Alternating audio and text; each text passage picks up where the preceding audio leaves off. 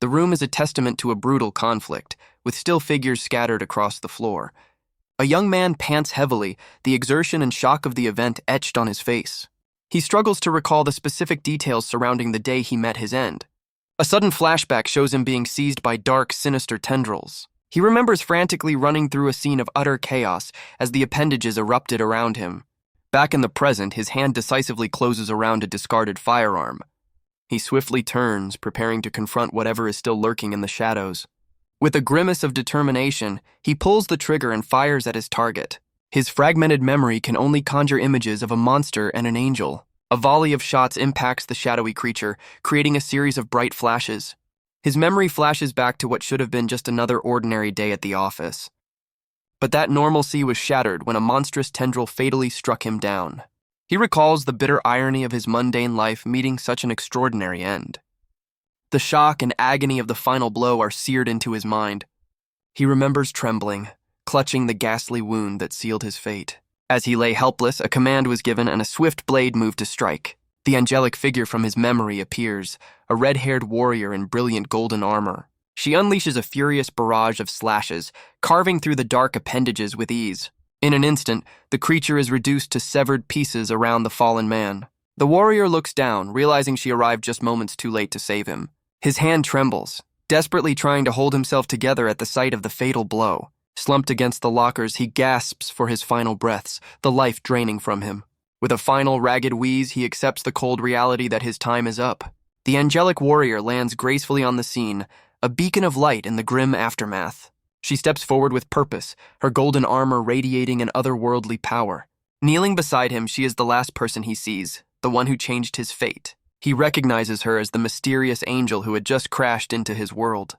A warm light glows from her hand as she assures him that his sacrifice saved the others. But her face is etched with regret as she confesses her inability to save him.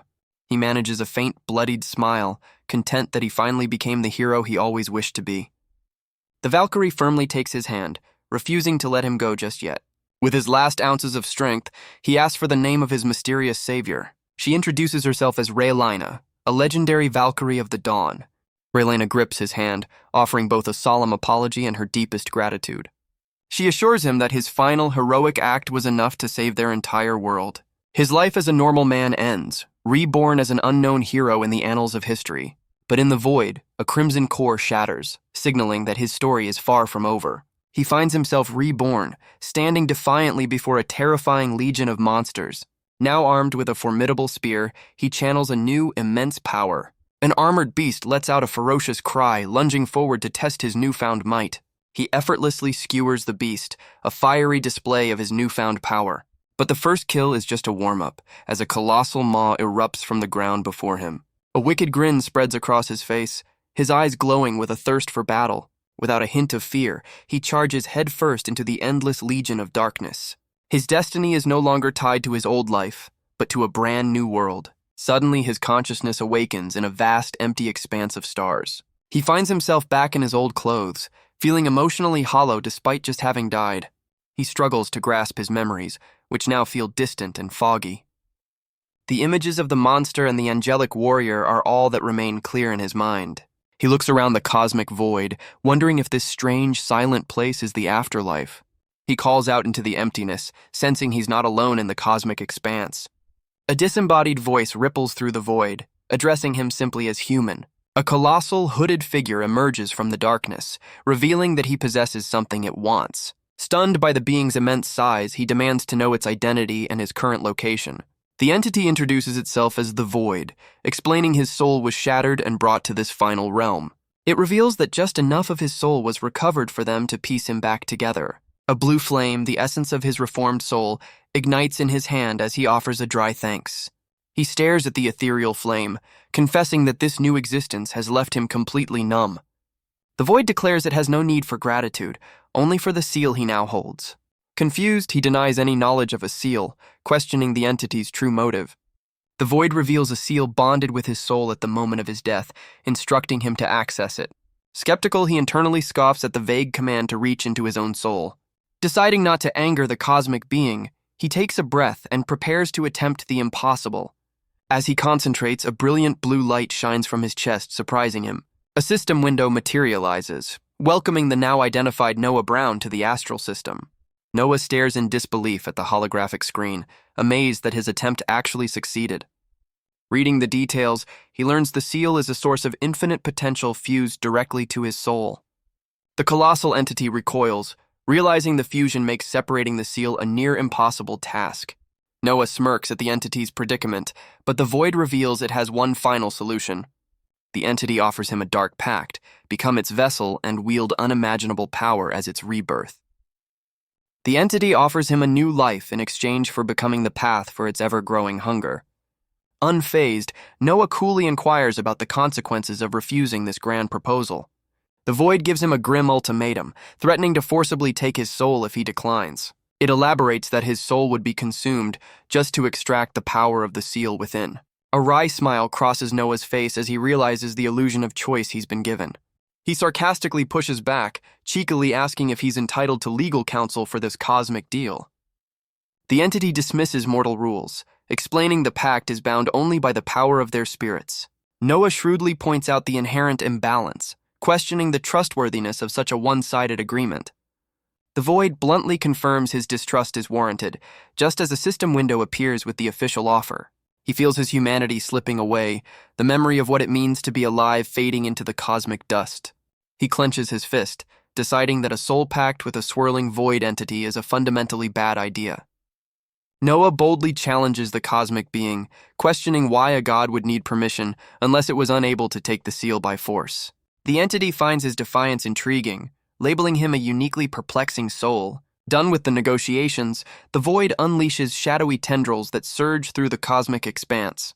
The dark appendages instantly wrap around Noah, binding him completely. A tendril tightens around his neck, violently silencing his protests. The void declares his choice unacceptable, its glowing eyes radiating immense, unforgiving power. Suspended and helpless, Noah struggles against the entity's overwhelming grip. The being offers a grim new deal: serve as its puppet, or it will simply harvest the seal from his dead soul. A new system window appears, framing the coercive ultimatum as a formal pact. With a snarl of pure defiance, Noah utterly rejects the entity's coercive offer. The system mocks his free will, presenting a new pact with two identical yes options.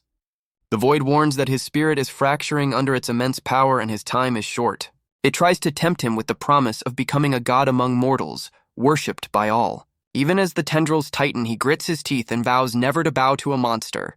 His unwavering resolve piques the entity's interest, prompting it to ask for his terms. The tendrils release him, and the cosmic being impatiently demands he state his price.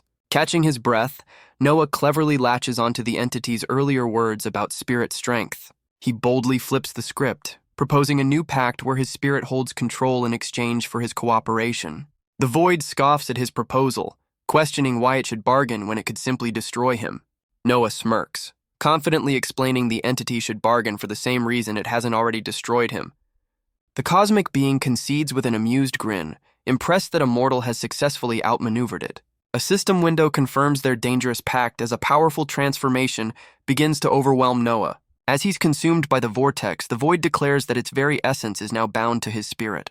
The system announces his rebirth is complete, and the entity eagerly awaits to see what he'll do with this power. His hand breaks the surface of a swirling purple abyss, signaling his dramatic emergence. A system notification confirms his arrival in a new world called Arendir, summoned by an unknown call. He materializes in a grand, ominous hall where robed figures chant for the great being of the abyss. His hand firmly plants on the glowing summoning circle as he fully arrives in this strange new realm. Disoriented, he sits up and surveys his surroundings, trying to get his bearings in the bizarre chamber. A robed cultist recoils in shock, stunned that their summoned being is sentient. The other cultists murmur in fear, wondering if this is some kind of divine test. As the cult continues its prostration, a hulking warrior drags a tribute toward the altar. The offering is revealed to be a bound woman, presented as a sacrifice to their new god. The warrior formally offers the woman's life to a bewildered Noah, who can only stare in disbelief. Noah's confusion quickly turns to horror and disgust at the unfolding ritual. The executioner unsheathes his massive blade, preparing to carry out the grim offering. He raises his sword high above the helpless captive, ready to strike the final blow. Noah's mind races. desperately searching for any information he can use to understand and survive this madness. Suddenly, a system window materializes with a new quest, giving him one simple, urgent command: run. He stares in disbelief at the system menu, refusing to accept the quest's command. The system clarifies its urgent message, offering a map feature as a reward for escaping.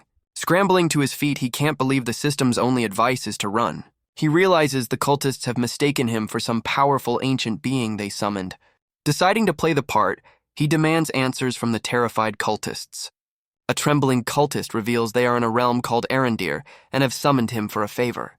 He puts on a theatrical display of divine anger, questioning why they dared disturb his slumber. His terrible acting is surprisingly effective, sending the robed figures into a state of panic. Internally, he scrambles for a plan, knowing he needs more information to survive. The system reveals a new perk, an identify skill that might just be the key he needs. He focuses his gaze, determined to use his new skill to see who these people really are. The system identifies the cultist, the executioner, and the captive, who he realizes might be his key to escape. A wicked grin spreads across his face as he hatches a plan, needing a distraction to pull it off. He opens his system inventory, revealing a single mysterious scroll waiting for him. Reaching into the holographic screen, he physically pulls the scroll out into the real world. Noah is surprised by the ease of it all, while a nearby cultist marvels at his supposed teleportation magic. Unfurling the scroll, he finds a bizarre welcome letter, which the cultists mistake for a divine text. Seizing the opportunity, he holds the scroll aloft and issues his first divine decree to the stunned crowd. The robed figures murmur in confusion, shocked that their god wants the sacrifice to be his servant. With a menacing glare, he challenges their hesitation, asking if they dare to refuse his command. The cultists panic, as their traditions dictate a blood sacrifice is necessary for any pact. Noah confidently strides forward, raising a hand to silence their protests. He approaches the captive woman, placing a hand on her shoulder as he prepares to enact his plan. Leaning in close, he secretly instructs her to play along and pretend she's under his control. He gives her a simple set of instructions for a theatrical performance to fool their captors. He dramatically lifts the woman, loudly proclaiming to the cult that she is now his vessel to command. The void entity, watching from within, furiously questions his reckless and unexpected actions. Noah's bravado falters for a moment as he realizes the cult's leadership is watching his every move. Realizing his bluff might be called, he quickly grabs the woman again, his internal panic rising. While one cultist marvels at the enslavement, the cult chief furiously declares that their summoned being is just a human. The cult chief roars with fury, his glowing eyes signaling the order to capture the imposter. As Noah is tackled, the system announces his escape quest has failed, replaced by a grim new mission: fight or die. Thrown violently across the stone floor, he sees a golden key clatter loose from the captive's bindings. Unleashing a brutal flurry of blows, Noah relentlessly strikes the hulking executioner. The once mighty warrior now lies trembling on the ground, his strength completely broken. He abruptly stops his assault, his attention captured by the gleaming key on the altar steps. Scrambling forward, he desperately reaches for the key, his only hope for turning the tables. With the key in hand, he prepares to throw it to the captive, urging her to break free. He hurls the key towards the woman, narrowly dodging a swift, vengeful strike from the recovering executioner.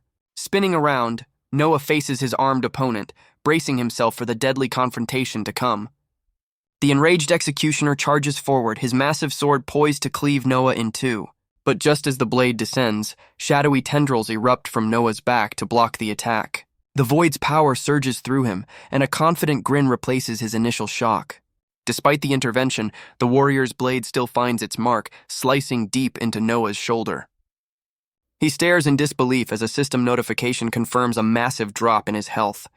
The executioner brutally rips his sword free, sending Noah staggering backward from the impact. Lying wounded on the floor, he watches helplessly as the warrior prepares to deliver the final blow. But as the sword falls, Noah's hand ignites with a strange, fiery power. The executioner is suddenly engulfed in a torrent of flames, his attack halted by pure agony. Noah watches with wide eyes, just as surprised as anyone by his own destructive capabilities. The captive woman, now free, steps forward as the executioner sizzles in the background. Her hands ignite with fiery power as she prepares to face the charging cultists. She unleashes a sweeping arc of flames, clearing a path through her attackers. Standing defiantly, she becomes the calm center of a fiery storm of her own making. The woman unleashes a massive vortex of fire, sending the remaining cultists flying. Enraged by his followers' incompetence, the cult chief decides to intervene personally. The chief dashes past a wounded Noah, completely focused on his new, more powerful target. A system notification flashes, warning Noah that his health is now at a critical level. Despite his injuries, Noah forces himself up and grabs the fallen executioner's sword.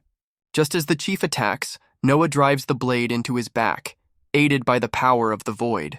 The cult chief collapses to the stone floor, the borrowed blade having found its mark.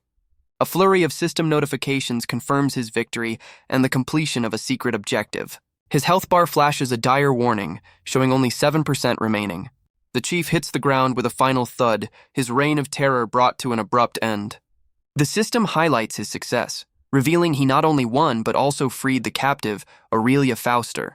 Noah stares in confusion, trying to process the sudden influx of information from the system. His strength finally gives out and he falls to his knees as his health drops to a critical 6%. He collapses completely, the life draining from him as the last of his enemies falls nearby. He grimaces at the bitter irony of surviving one death only to face another immediately. His consciousness drifts into a familiar cosmic void where the system presents him with a life-altering choice. The system announces the start of his awakening process and his transport to a new astral space. He awakens to a blurry, unfamiliar sight, wondering where he has been taken this time. His vision clears, revealing he's inside a claw machine in what appears to be an arcade. Standing amidst the flashing lights, he reflects on how long it's been since he's been in such a place. A mysterious voice cuts through his thoughts, acknowledging his long-awaited arrival. He turns to see a man in glasses named Dylan calmly waiting for him behind a prize counter. Dylan offers a casual wave, as if greeting an old friend in this bizarre setting. Noah immediately glares, demanding to know the man's identity and the nature of this strange place. He voices his suspicion, accusing the man of being another cosmic entity trying to manipulate him. The man, Dylan, calmly asks him to slow down, promising to explain everything. The man introduces himself as Dylan, revealing his lack of a last name is Noah's own subconscious doing. Noah scoffs at the bizarre explanation, just as Dylan confirms his initial suspicion. Dylan reveals he is a representative from the Void, here to uphold their pact. He clarifies that his presence in this astral space is a reluctant consequence of their deal. Noah approaches an old arcade cabinet, trying to make sense of his new reality. Grabbing the joystick, he questions if this entire arcade is his astral script. The machine whirs to life, its screen flashing brightly as he activates it. A system message offers him a choice of 3 paths for his awakening, leaving him to wonder what an astral script is.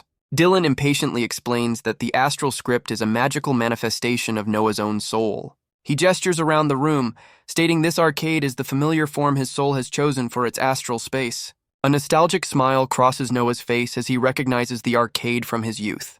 Still gripping the joystick, he questions his purpose in this strange, game-like space.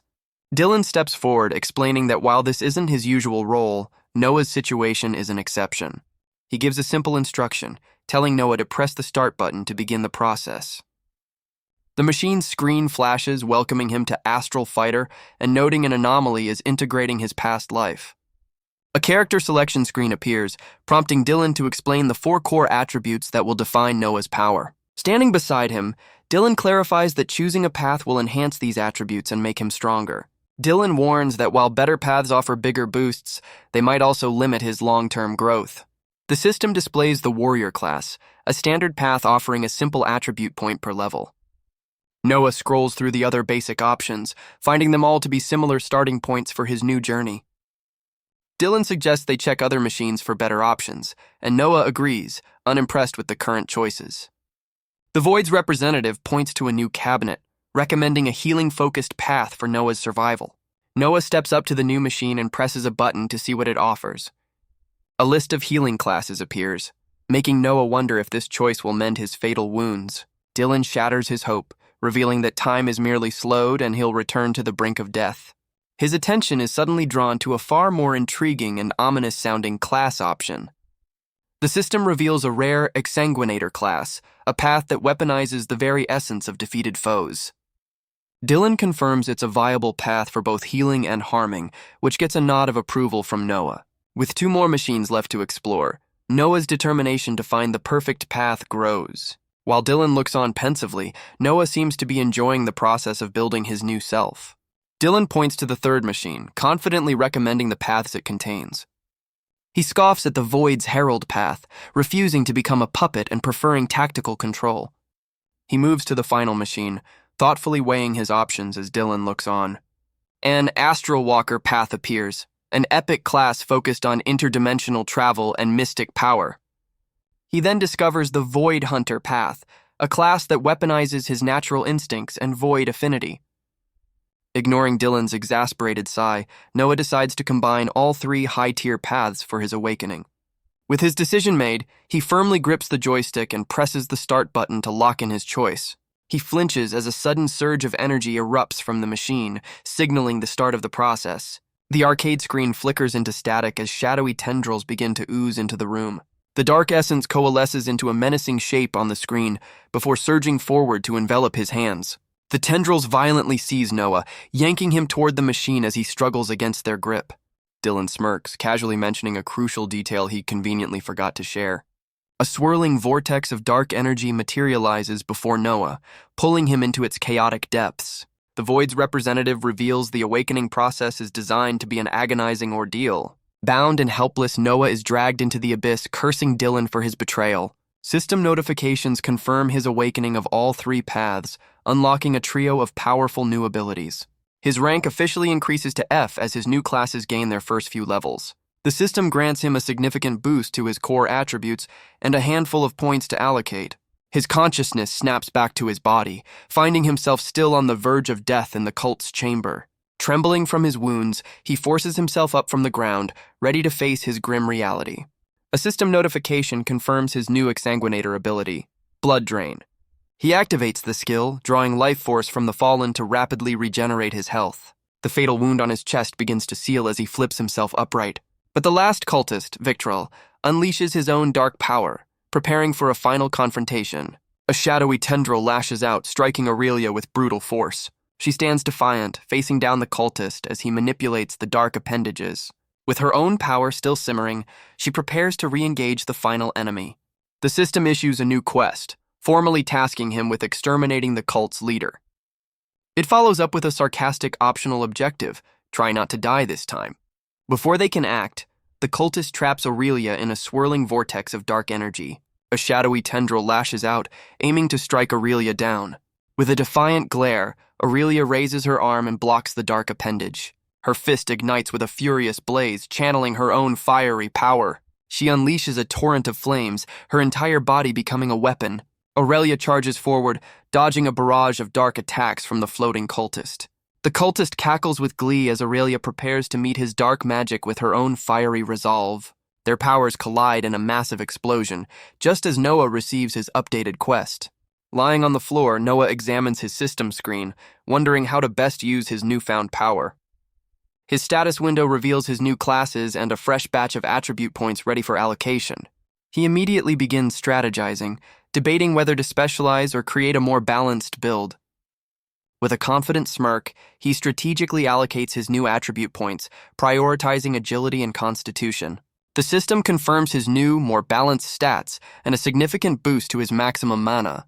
Meanwhile, the fiery battle between Aurelia and the final cultist continues to escalate. The cultist's dark magic sends Aurelia flying, but she lands with practiced ease, unfazed. She retaliates by slamming her fist into the ground, unleashing a devastating shockwave of fire. The sheer force of her attack shatters the stone floor, demonstrating her immense strength. The cultist's face contorts with rage, stunned by the ferocity of her counterattack. Aurelia telekinetically hurls the broken slabs of stone directly at her airborne opponent. The cultist swiftly evades the barrage of projectiles, weaving through the deadly assault. Their powers collide once more in a cataclysmic explosion of fire and shadow. Amidst the chaos, Noah spots the executioner's fallen sword and decides to claim it for himself. He opens his system inventory, preparing to store his newly acquired weapon. With the sword safely stashed away, he forces himself to stand, ready to rejoin the fight. Noah glances over, his expression hardening as he assesses the escalating battle.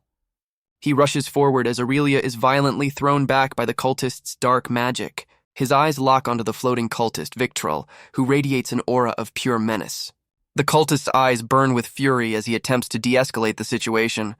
Clutching his chest, Noah desperately bluffs, claiming to be an emissary from the void itself. When the cultist scoffs, Noah presents the mysterious scroll as proof of his divine connection. Victrol's face contorts with rage, completely unconvinced by the audacious lie. He boldly claims the scroll is a direct message from the void, an answer to the cultist's devotion. Victrol glares with utter contempt, his expression revealing he's not falling for the ruse. Unfazed, Noah continues his performance, acting as if it's a great honor to deliver this divine message. The cult leader's fury erupts, his eyes glowing as he accuses Noah of daring to lie about such a sacred matter. A shadowy appendage whips past Noah's head, forcing him to dodge as his bluff completely falls apart. Just in the nick of time, a system notification reveals his new Astral Walker ability, Blink.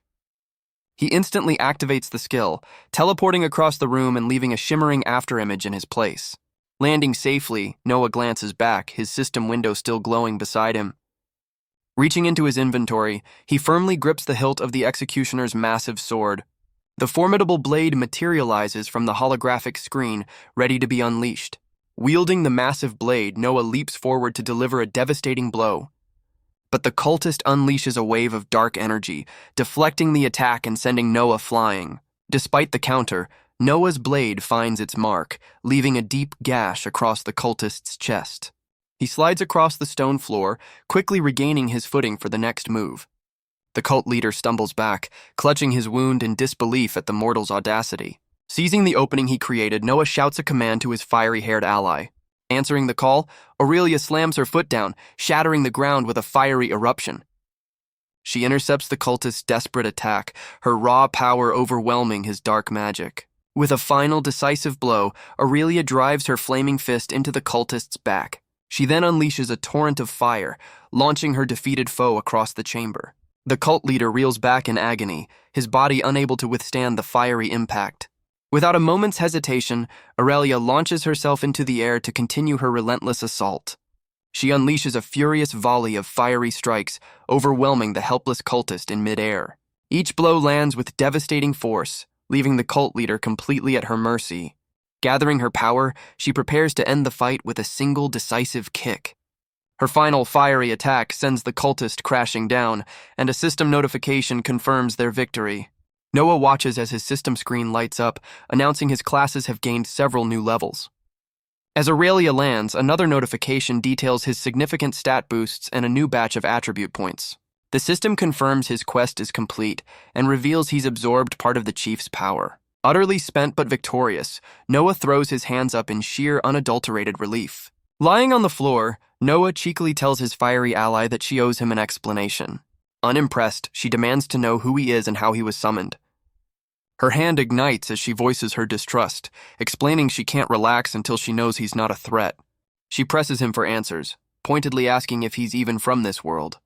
Noah breaks into a cold sweat, realizing the danger of answering her questions incorrectly. He internally debates whether to reveal his otherworldly origins, knowing it could be a death sentence. After a moment of tense silence, he firmly denies being from another world. Her fiery suspicion grows as she questions his allegiance to the cult, or a group called the Iron Fists. Pushing himself to a sitting position, he feigns ignorance about the factions she mentions. Face to face with the intimidating woman, he vehemently denies any knowledge of the groups she named. Her fiery demeanor cools as she apologizes for her earlier hostility, thanking him for his help. Noah explains his own guardedness, revealing he was betrayed by his former adventuring party. She acknowledges his difficult day, and the tension between them finally begins to ease. He tries to justify his cautious strategy by mentioning a quest with an objective not to die, confusing her completely. His attempt to explain role-playing games only leaves Aurelia more bewildered by his strange vocabulary. Deciding to be direct, he introduces himself as Noah and bluntly states he was reborn into this world after dying. Her suspicion returns instantly, as she knows resurrection is impossible without a god's power. He throws his hands up in surrender, confessing he's just as confused by his situation as she is. Convinced by his honesty, she accepts he's a rare otherworlder, and her suspicion finally fades. She then plops down on the floor right in front of him, leaving Noah baffled by her sudden change in posture. He questions her sudden calm, insisting they should be escaping instead of meditating. Her knowing glance confirms his otherworldly nature, as she realizes he's truly not from this realm. She explains that meditation is the primary way for warriors like them to replenish their exhausted mana. He's baffled by her mention of his aura, a concept completely foreign to him and his world. The local customs and terminology of this new world leave him utterly lost and confused. He awkwardly compares their power to simple magic tricks, which she finds amusing given his dark choice of class. Her comment makes him sweat, and he anxiously asks if his exsanguinator path is considered taboo. She reassures him that his path is fine with the Adventurers Guild, so long as he avoids darker magic. As he attempts to meditate, a new system window materializes above his head. The system confirms he's learned the meditation skill, boosting his mana recovery and inspiring him to explore his other powers. He decides to use the downtime to explore the full extent of his new powers. The system displays his 3 new abilities: Blood Drain, Blink, and the ominous-sounding Obliterate.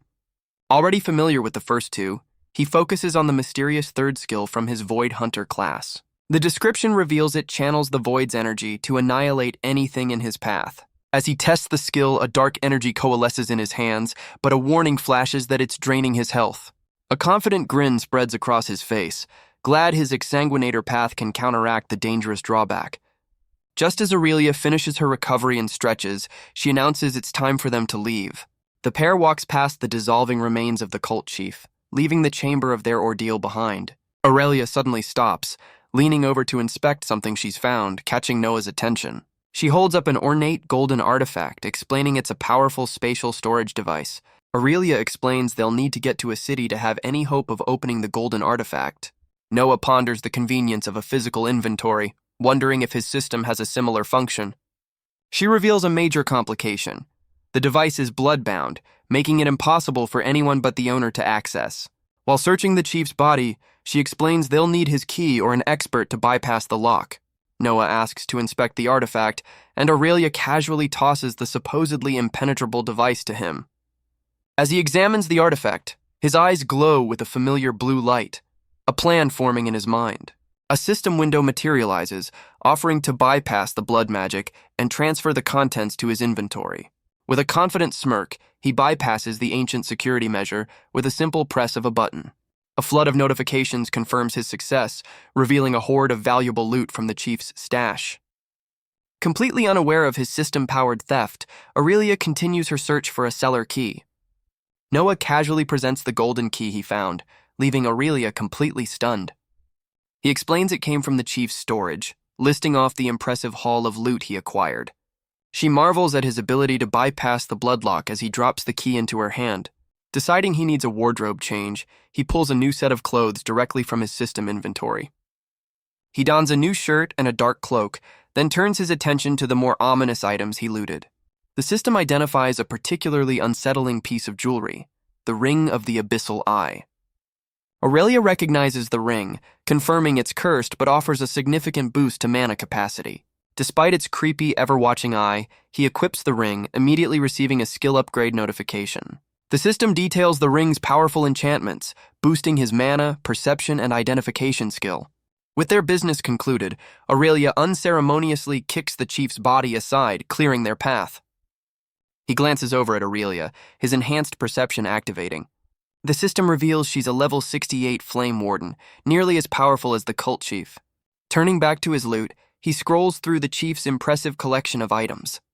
A wicked grin spreads across his face as he discovers a new set of weapons. He materializes an ornate glowing dagger from his system inventory. With a few practice swings, he celebrates his newly acquired and very free arsenal. Meanwhile, Aurelia calmly steps over the remains of their defeated foe. A small flame ignites in her palm as she turns to confront Noah. She astutely asks if this was his first time taking a life, and he wonders how she could tell. Her expression turns serious as she explains her experience allows her to recognize the signs. Noah questions her motivations, and she lists the typical rewards of an adventurer's life. But her true reason is a deep-seated desire to help people and fight the evil in the world. She then turns the question back on him, asking if he has any regrets about what he did to survive. He confidently states he has none, as it was a clear case of kill or be killed. Aurelia approves, revealing she was also betrayed by fellow adventurers who handed her to the cult. His attention turns back to his system, where he finds a new skill tome to claim. Pulling the book from the screen, he asks for her opinion, and she confirms he has the makings of a great adventurer. She praises his quick thinking and composure, impressed by how he handled the crisis. Noah accepts the compliment with a genuine, grateful smile. After a moment of self-reflection, he asks how to use his new tomes, and she reveals it will require a special ritual. Aurelia explains that he'll need a ritual circle to use the tome, which she offers to draw. But as she speaks, the tome in Noah's hand erupts with blue light, leaving her completely stunned. Ignoring her advice, Noah places his hand on the book, confident he can use it directly. The tome floats into the air and opens on its own, defying all of Aurelia's expectations. A system window materializes, offering to unlock a sight-based ability from the tome. With a determined look, Noah prepares to accept the system's offer and claim his new power. The system then prompts him to choose which of his 3 classes will receive the new skill. He decisively selects the Void Hunter path, and the system confirms the tome has been consumed. A notification confirms he's unlocked Void Hunter's Eye, and a glowing symbol materializes over his face. The Ring of the Abyssal Eye immediately activates, boosting his new skill to level 3. A brilliant light erupts as Noah absorbs the tome's power, a glowing symbol appearing on his forehead. His vision sharpens, the world around him coming into focus with newfound clarity. Overjoyed by his enhanced senses, he revels in the high-definition clarity of his new reality. He eagerly turns to Aurelia, ready to boast about his newfound ability to see mana. She calmly corrects his assumption, explaining that what he's actually perceiving is her powerful aura. Looking down at his own glowing hands, he realizes the purple energy enveloping him is his own aura. His modern slang for awesome only serves to confuse Aurelia further. Undeterred, he moves on to the second tome, which the system identifies as a rare Tome of Infliction. The book dissolves into energy, granting his Exsanguinator class a new ability, Bleed. Aurelia is impressed, confirming that the ability to apply status effects to weapons is a rare and valuable skill. Aurelia tells him to consume a low-grade mana stone before they depart. He asks about the risks of a higher-grade stone, and she warns him of mana poisoning. She explains that a slightly stronger stone offers a minor boost, but comes with a painful price. A much stronger stone provides a temporary surge of power, which she demonstrates with a flex. However, she warns that the resulting paralysis and agony are often lethal. Consuming anything more potent, she cautions, results in immediate, explosive self-destruction. She grimly illustrates the alternative, a slow, agonizing demise as the mana ravages the body from within. Undeterred by the gruesome details, Noah smirks, ready to continue their mission. As they navigate the ruins, Aurelia reveals her intention to raid the cult's storage chamber for magical artifacts. She also mentions searching for the belongings of someone she was sent to find, making Noah wonder if others are still alive. Aurelia clenches her fist, revealing she was the last survivor of the cult's underground dungeon. She cautions him to stay alert for lingering traps, cultists, or monsters as they proceed. The pair cautiously makes their way down a long, stone-paved corridor. They venture deeper into the ruins, the path now overgrown with ancient vines. Peeking around a doorway, Noah asks if she still has the golden artifact. He hands the ornate storage device back to her, having already looted its contents. Aurelia's hand ignites with fire as she prepares to use the artifact. She raises the device high and it emits a brilliant light, revealing a hidden passage. The light illuminates a massive wall covered in strange runes, and Noah wonders what drove the cultists to such extremes. He reflects on the dark side of humanity, realizing it's a constant even in this new world. Aurelia lists the many temptations that lead people down a dark path, from power to false promises. She asserts that the cultists they faced were all adults who willingly chose their fate.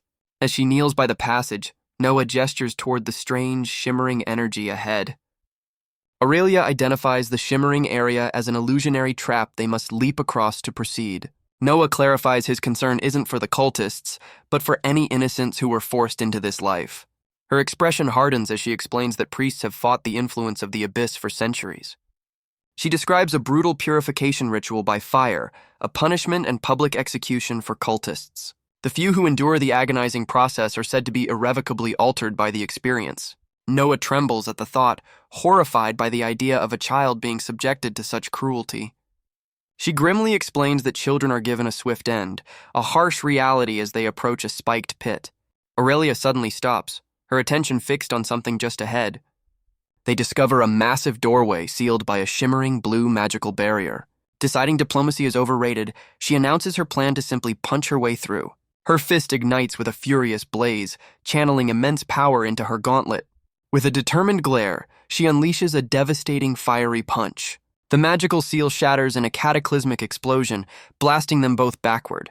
Noah smirks at her explosive problem-solving skills as she sighs at the aftermath. Stepping through the wreckage, they find themselves in what appears to be the cult chief's private study. After a quick search, Aurelia determines the room is disappointingly empty of valuables. Noah reasons that a paranoid cult leader would never keep their real treasures in such an obvious place. He taps his foot, a classic movie trope coming to mind as he scans the room. Spotting a bookshelf, he begins pulling out volumes, searching for a hidden mechanism. He grips one of the books, his instincts telling him this is the one. A system notification pops up, identifying the book as a rare skill tome for summoning. He waves the notification away, prioritizing the search for the chief's secret stash. Relying on old movie logic, he begins tapping each book on the shelf, much to Aurelia's confusion. One of the books recedes into the shelf, revealing a hidden keyhole behind it. He pulls the chief's golden key from his system inventory, ready to test his theory. With a confident look, Noah holds up the key, certain he's found the entrance. He inserts the key into the lock, hearing a satisfying click as it turns. The entire bookshelf rumbles, slowly sliding to the side to reveal what lies behind it. As a secret passage opens, Noah is genuinely surprised that his movie-inspired hunch paid off. Aurelia asks how he knew, and he explains it's a common trope from his world's stories. They peer down into the newly revealed path, finding a grim, blood-stained floor. To illuminate the darkness, Aurelia conjures a small orb of light on her fingertip. The light reveals a long, horrifying corridor lined with empty prison cells. Before they can proceed, a new system notification flashes in front of Noah. The system announces a hidden quest, challenging him to uncover the secrets of this dark place. He explains his new objective is to solve the chamber's mystery, despite the unknown rewards. They both share a grim look, acknowledging the ominous nature of their new path. Noah places a hand on Aurelia's shoulder, advising her to stay behind for her own safety. She turns the tables, pointing out that as a newly awakened adventurer, he's the one in real danger. Aurelia dismisses his F-rank status, stating this mission is far too perilous for a novice. Kneeling by a grim stain, she insists he should be hunting low-level monsters, not delving into a cult's den. He suggests a tactical retreat, proposing they go to a nearby town and gather reinforcements. She refuses, revealing that her former treacherous teammates are likely still in the area. Aurelia explains her other companions were slain, and she must find their bodies before they are reanimated as undead horrors. Understanding her resolve, Noah taps his chest and decides to accompany her on this grim task. With a determined look, he vows to protect her, promising she won't fall in this place. She playfully scoffs at his bravado, while he retorts in frustration, reminding her of his role in their recent victory. She admits he's surprisingly adept with magic, but he cheekily credits his gaming habits, leaving her baffled. Reaching a fork in the corridor, Aurelia uses her light to guide them down the left path. As they squeeze through a narrow passage, Aurelia explains the cramped design is a deliberate defensive measure. She tests the wall, revealing it's forged with mana, and Noah is impressed by its durability. They arrive at another sealed door, and Noah wryly asks if she plans to use her usual brute force method. To his surprise, she simply tries the doorknob, finding the door unlocked. She cautiously opens the door, pulling him back as she steps forward to take the lead. Stepping inside, she concedes he was right as they find a room littered with arcane papers. The room is revealed to be the cult chief's secret study, filled with books and research. While she struggles to decipher the scattered notes, Noah points to a book she's holding, certain it contains the cultist's plans. She reads from the chief's journal, learning he was trying to create a chimera from his familiar. The journal details a second, more successful prototype that retained its intelligence but was ultimately lost. The notes reveal the process was unstable, and the chief needed a stronger E rank awakened as a base for his next creation. As Noah reads the final entry, his system announces his hidden quest is complete, offering no reward. Suddenly, a volley of shadowy daggers materializes, flying directly at the surprised duo. Aurelia reacts instantly, grabbing Noah and pulling him out of the study just as the attack hits. They stop in the main chamber, catching their breath as they look back toward the source of the ambush. One of the fallen cultists rises, muttering about his master's sorrow as he prepares to attack. Before he can act, a loud thud from a nearby cage draws both Noah and Aurelia's attention. A monstrous, flesh-grafted creature with 3 eyes slams against the bars as a system window identifies the new threat. Aurelia realizes with horror that the grotesque creature is fused from the bodies of her fellow prisoners. Noah observes that the monstrous amalgam seems completely uninterested in them for now. The pair lets out a collective sigh of relief, believing they've avoided another fight. But the creature's attention suddenly snaps to Noah, its many voices muttering about its master's ring. The reanimated cultist raises his hand, revealing the abyssal eye ring that now belongs to Noah. Noah's face pales as he realizes the monster is targeting him specifically for the stolen artifact. With a furious roar, the chimera shatters its cage and lunges directly at its new target. Aurelia unleashes a blast of fire to intercept the monster, giving Noah a chance to escape. As Noah dodges the attack, a system window flashes before his eyes. A new quest appears, tasking him with escaping the vengeful familiar for an epic-grade reward. Noah angrily dismisses the quest notification, knowing now is not the time for distractions. The grotesque chimera's 3 eyes fixate on him, its many voices whispering of vengeance for its fallen master. In a flash, the monster crushes the reanimated cultist under its hand, its sole focus now on Noah. The creature's initial attack sends Noah flying as he desperately signals to Aurelia that they need to flee. The force of the blow also sends Aurelia crashing to the ground, momentarily stunned by the impact. The monstrous amalgam lands heavily in a pool of water, its fused bodies crawling relentlessly toward its target. It lets out a horrifying roar, its massive tongue lashing out with terrifying speed. Just as he scrambles to escape, a crimson hand grabs his cloak, pulling him back into the fray. Caught by the monster's tongue, Noah tries to teleport, only to find his blink ability has mysteriously failed. The creature's main head grins with sadistic glee, savoring the moment as it holds him captive. A system notification confirms his aura is suppressed, disabling his blink ability just as Aurelia's flames sever the monster's tongue. Freed from its grasp, Noah scrambles away as the burning appendage thrashes wildly on the floor. The monster's gaze shifts to Aurelia, its eye glowing with a malevolent green energy as it identifies her as an obstacle. With a horrifying grin, the amalgam of faces declares its intent to annihilate them both. Aurelia slides back, defending against the creature's relentless assault with her fiery power. She realizes her flames are not enough to overcome its rapid regeneration, and begins to strategize a new approach. In response, the creature's body erupts into a mass of deadly spikes, preparing for a devastating counter. Noah recoils from a piercing mental shriek, but a system notification confirms he has resisted its debilitating effects. The spined horror launches itself through the air, casting a menacing shadow as it descends upon them. Aurelia is struck by a volley of sharp projectiles, pinning her to the ground and leaving her vulnerable. Pinned but not beaten, Aurelia shatters the spikes with a furious volley of fiery strikes. She unleashes a massive, concussive blast of fire, obliterating her restraints in a single move.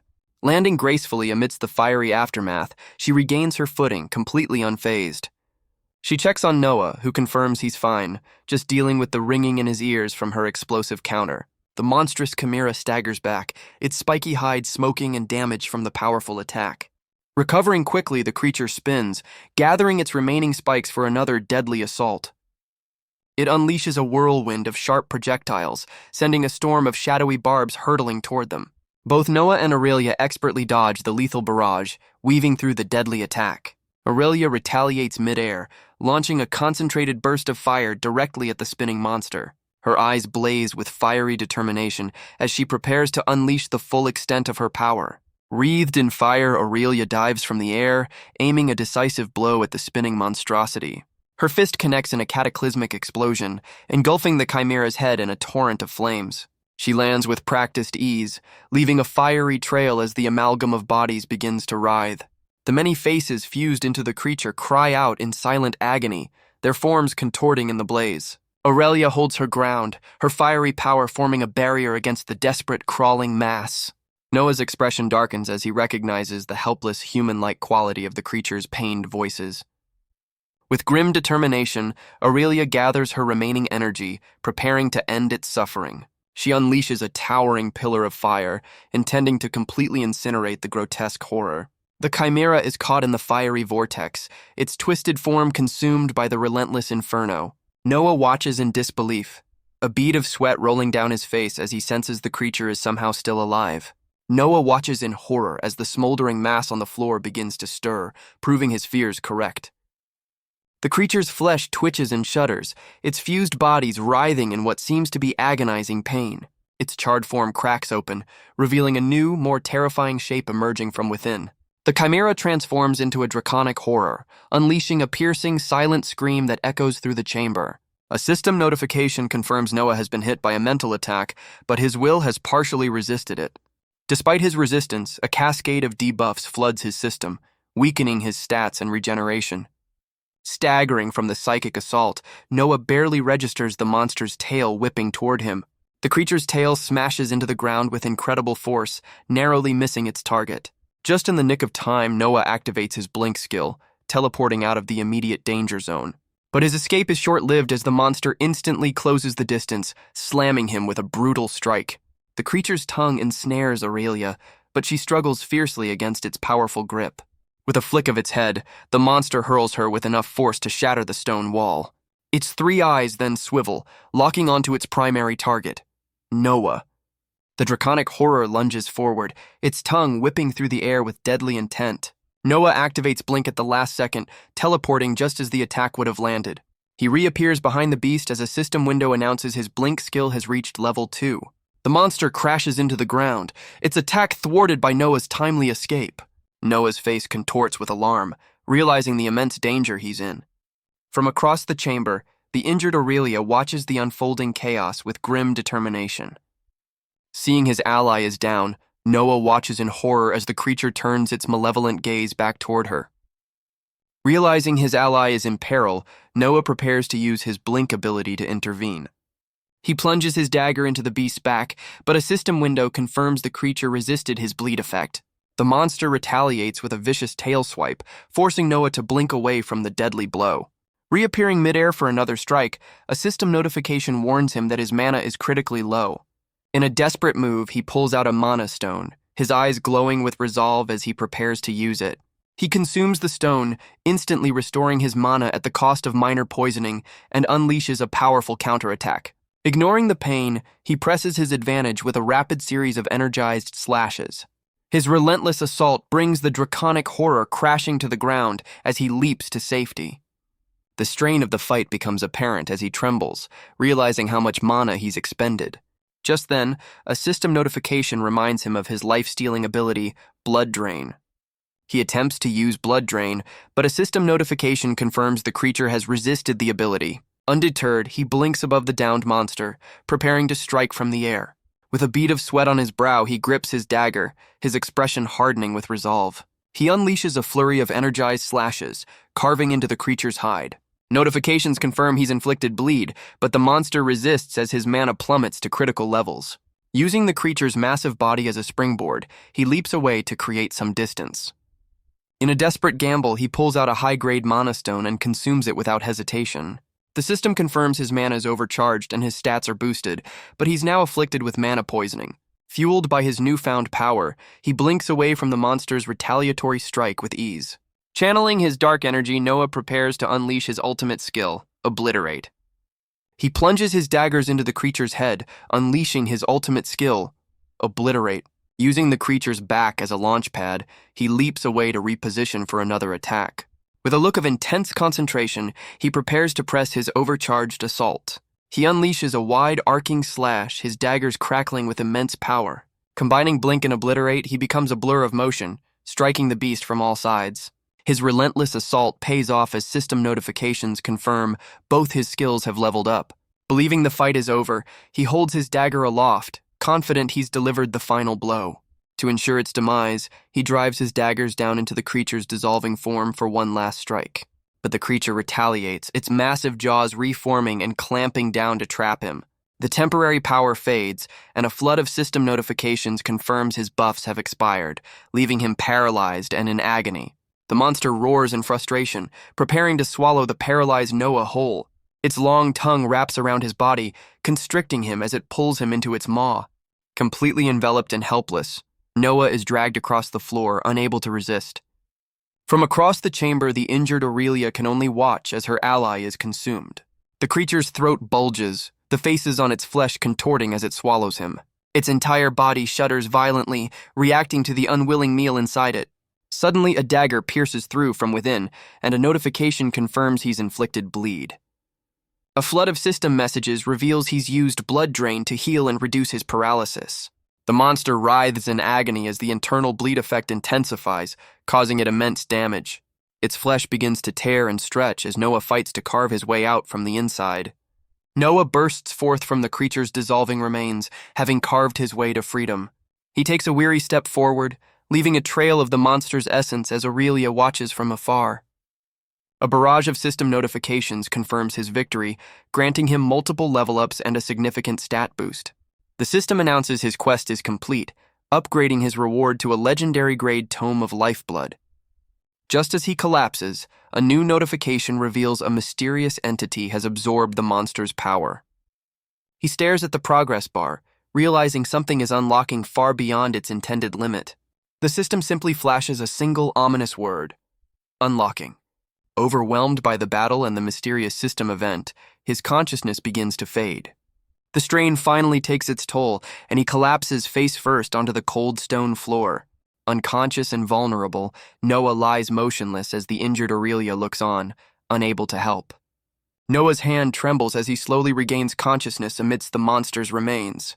He struggles to his knees, clutching his head in agony as a system window flickers beside him. Forcing himself into a meditative pose, he tries to recover, and the system confirms his mana regeneration has increased. But his body is immediately racked by a violent surge of unstable energy. The backlash throws him to the ground and he cries out, completely baffled by what's happening to him. A flood of notifications reveals the cause. He's afflicted with multiple debilitating status effects from the Mana Stone.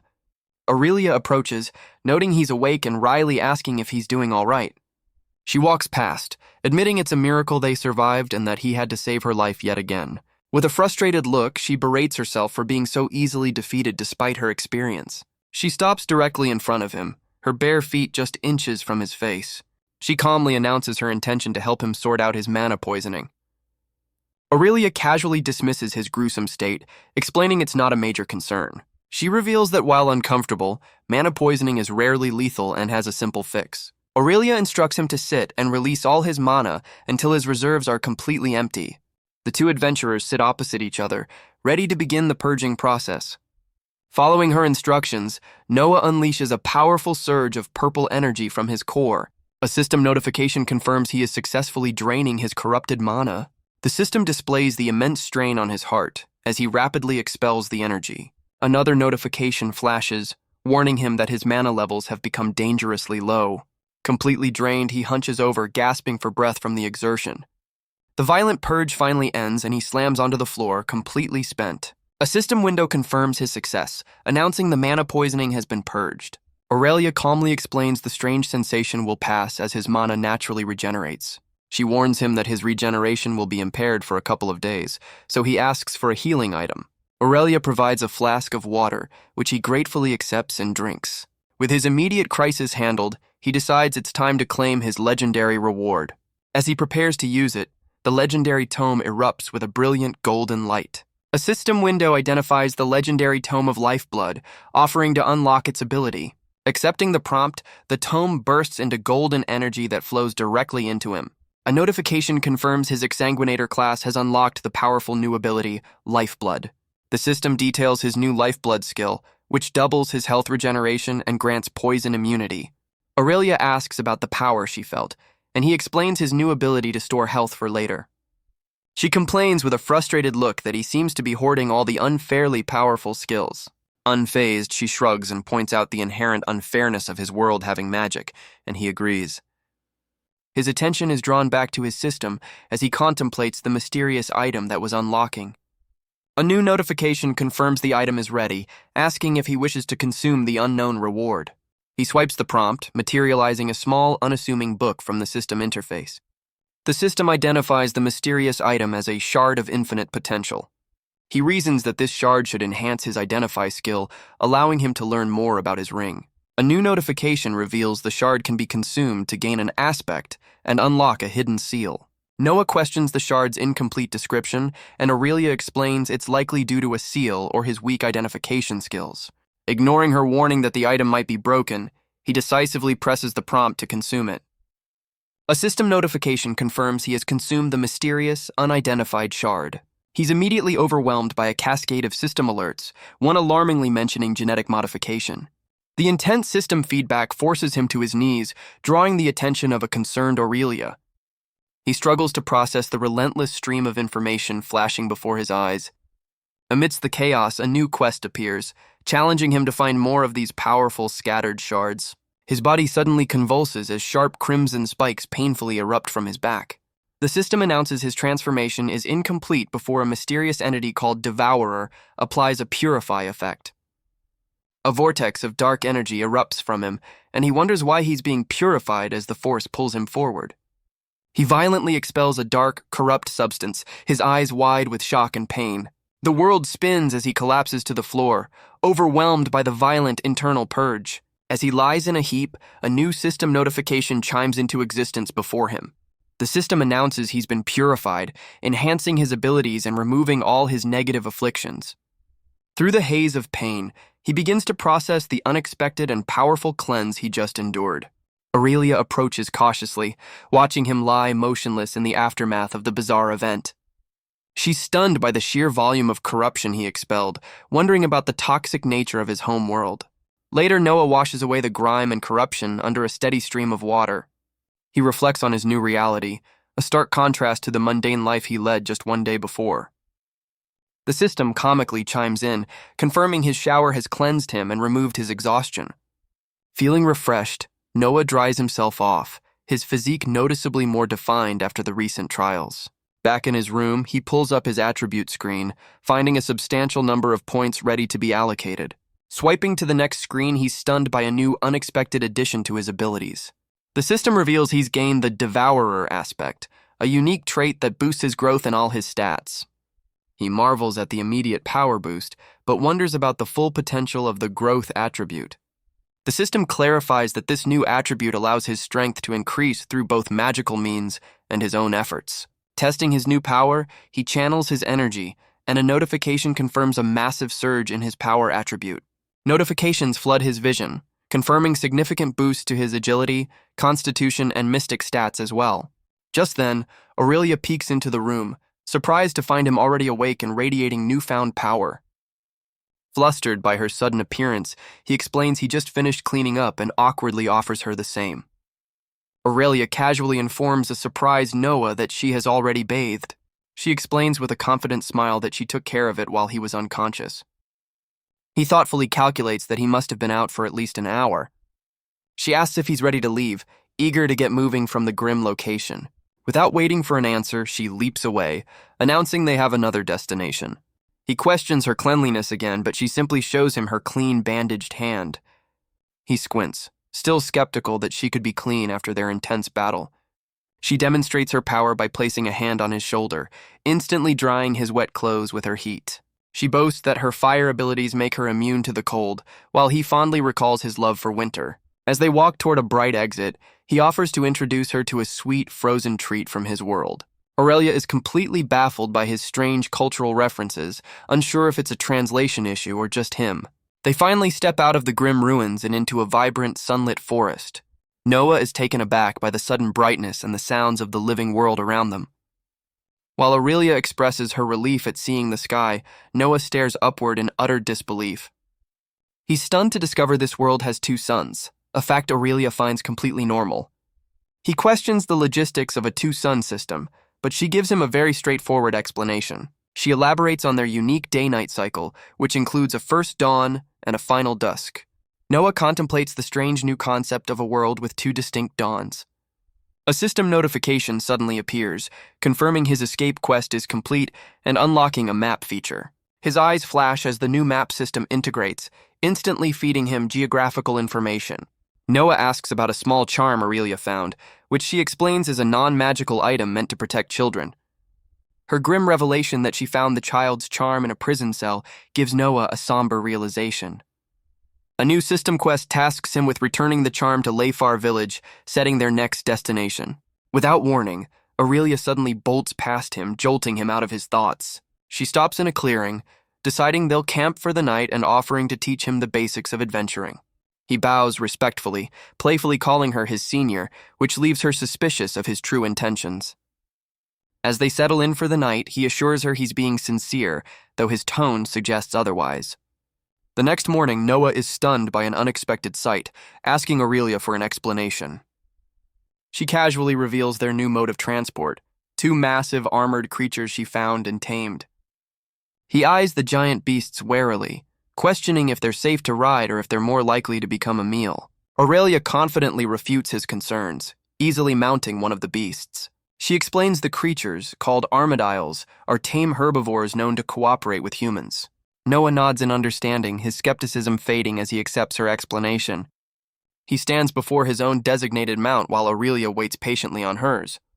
Noah cautiously approaches the grazing creature, giving its armored shell a tentative pat. He attempts to climb onto the armadillo's broad, slippery back. His first attempt ends in failure as he loses his footing and tumbles to the ground. Seeing his clumsy effort, Aurelia nudges her mount forward with her heel. She laughs and rides ahead, leaving a frustrated Noah scrambling on the forest floor. Unwilling to be left behind, Noah prepares to use his blink skill to catch up. He teleports onto the creature's back, striking a proud pose as if he'd mounted it with ease. But his victory is short-lived as the beast lurches forward, nearly throwing him off balance. He frantically kicks its side, trying to get the stubborn creature to follow Aurelia. The armadillo gives him a knowing look, as if silently telling him to brace himself. Aurelia calls out a final warning to hold on tight as she leads the way into the dense forest. The creature's claws dig into the earth, preparing for a powerful launch. To his shock, the beasts defy gravity, sprinting vertically up a massive tree trunk. His mount makes a sudden, sharp turn, and he struggles to maintain his grip. He's flung into the air, and Aurelia looks back in alarm as he plummets toward the ground. Just before impact, a system window confirms he's activating his blink skill to save himself. He teleports just in time, catching a branch and dangling precariously above the forest floor. His relief is short-lived as the branch begins to crack under the strain.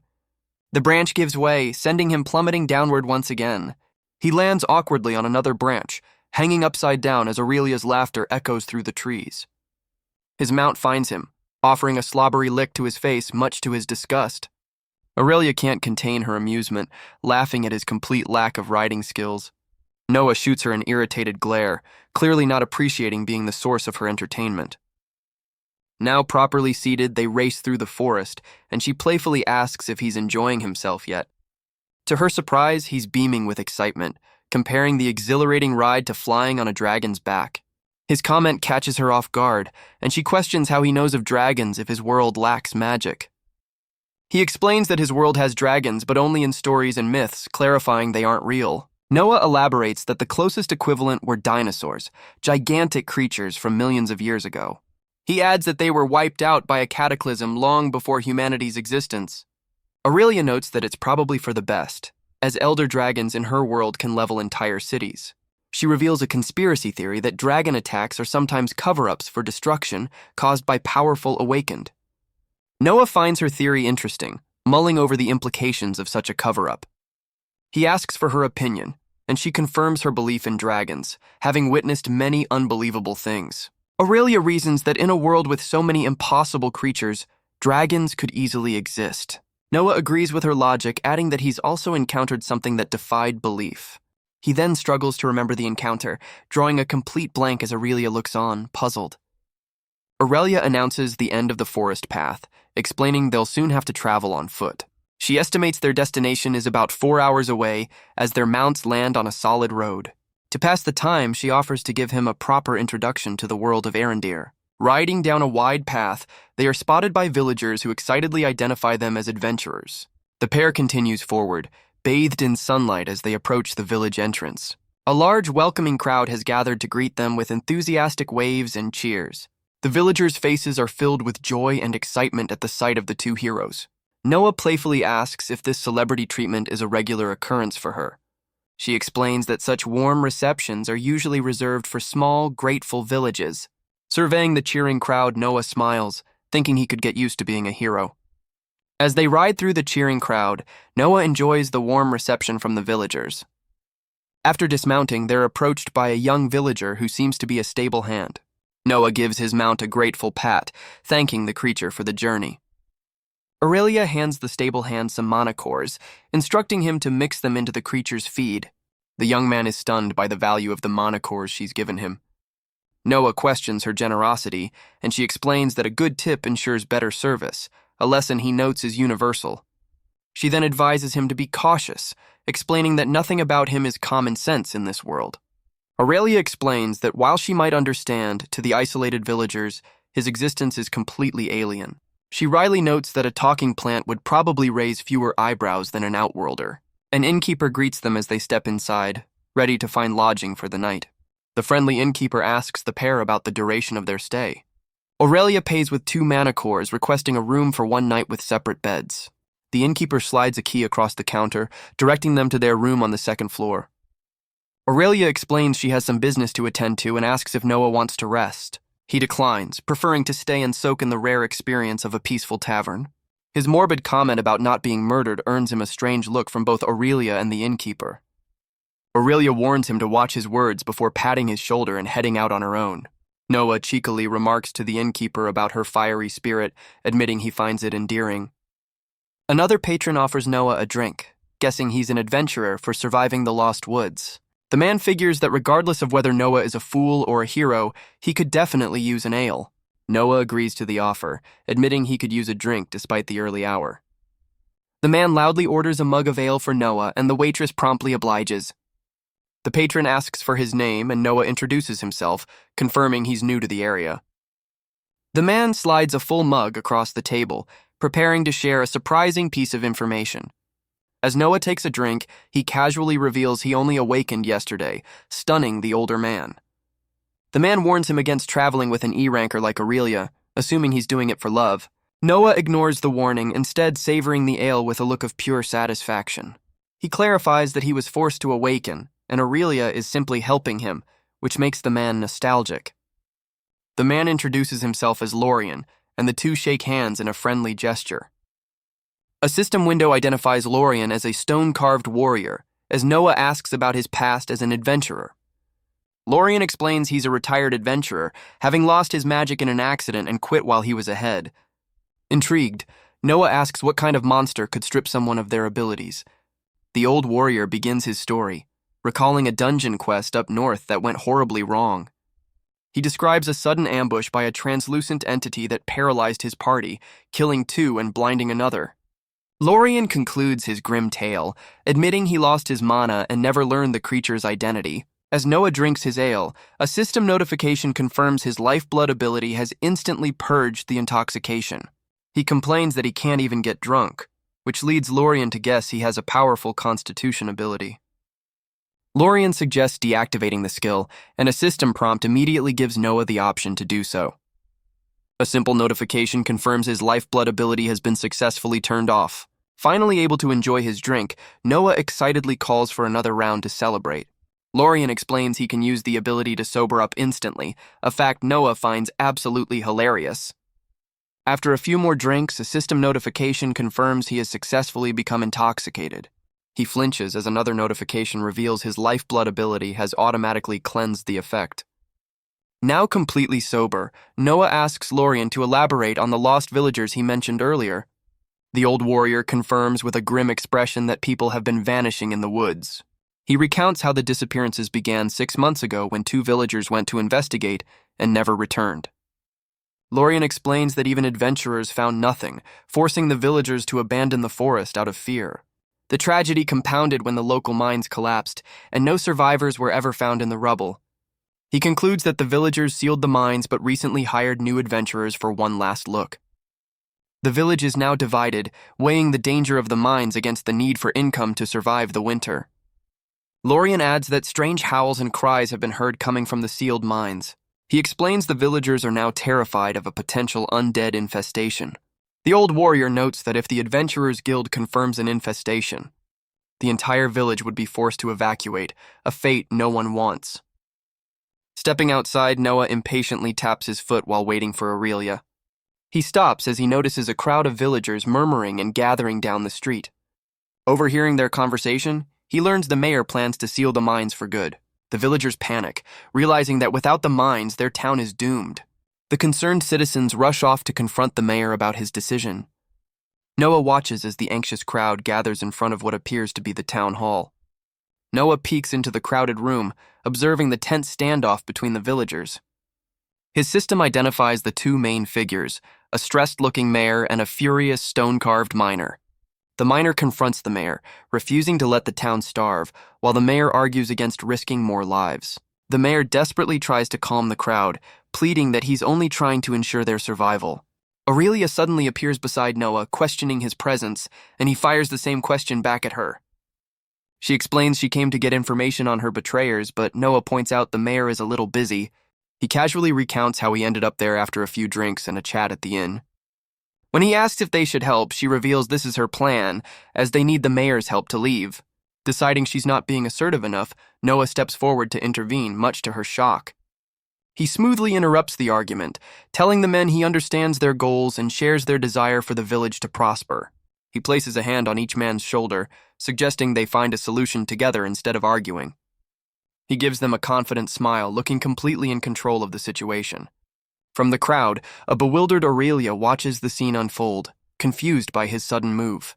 He introduces himself as Noah Brown, a newly awakened adventurer, capturing the attention of the entire room. With a theatrical bow, he boldly declares himself the solution to all their problems. He breaks down their problem, explaining they need someone to investigate the dangerous mines. Snapping his fingers, he confidently implies that he is the perfect person for such a perilous task. The miner scoffs at the idea, questioning why they would send a newly awakened adventurer to certain doom. Noah reveals his trump card, pointing to Aurelia and announcing she will be coming with him.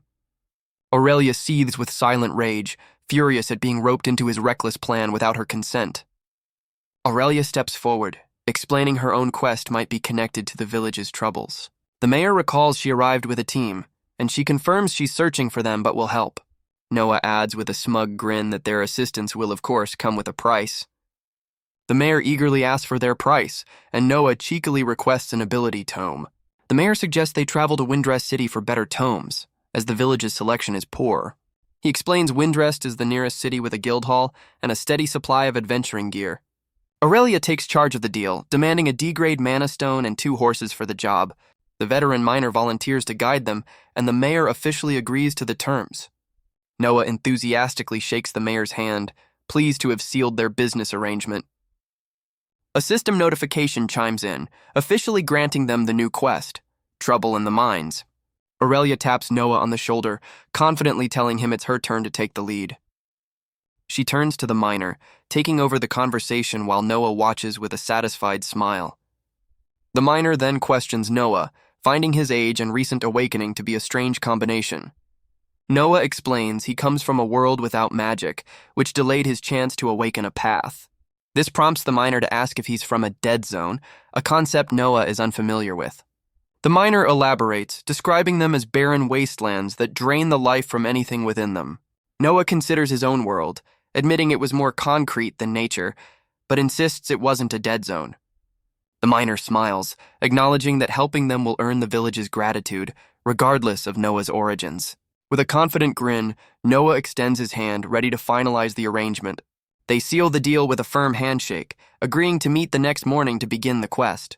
Aurelia explains their next destination is Windrest City, where they can find her team and register him with the guild. Eager to move on, she suggests they get the mine quest done quickly, and Noah readily agrees. Aurelia remembers her other quest, stating she must first return the child's charm she found. Noah offers to accompany her, and they set off together down a tree-lined path. Their journey leads them to the front porch of a modest village home. Noah steps forward and knocks firmly on the wooden door. The door is thrown open by a startled woman who immediately asks about someone named Pierce.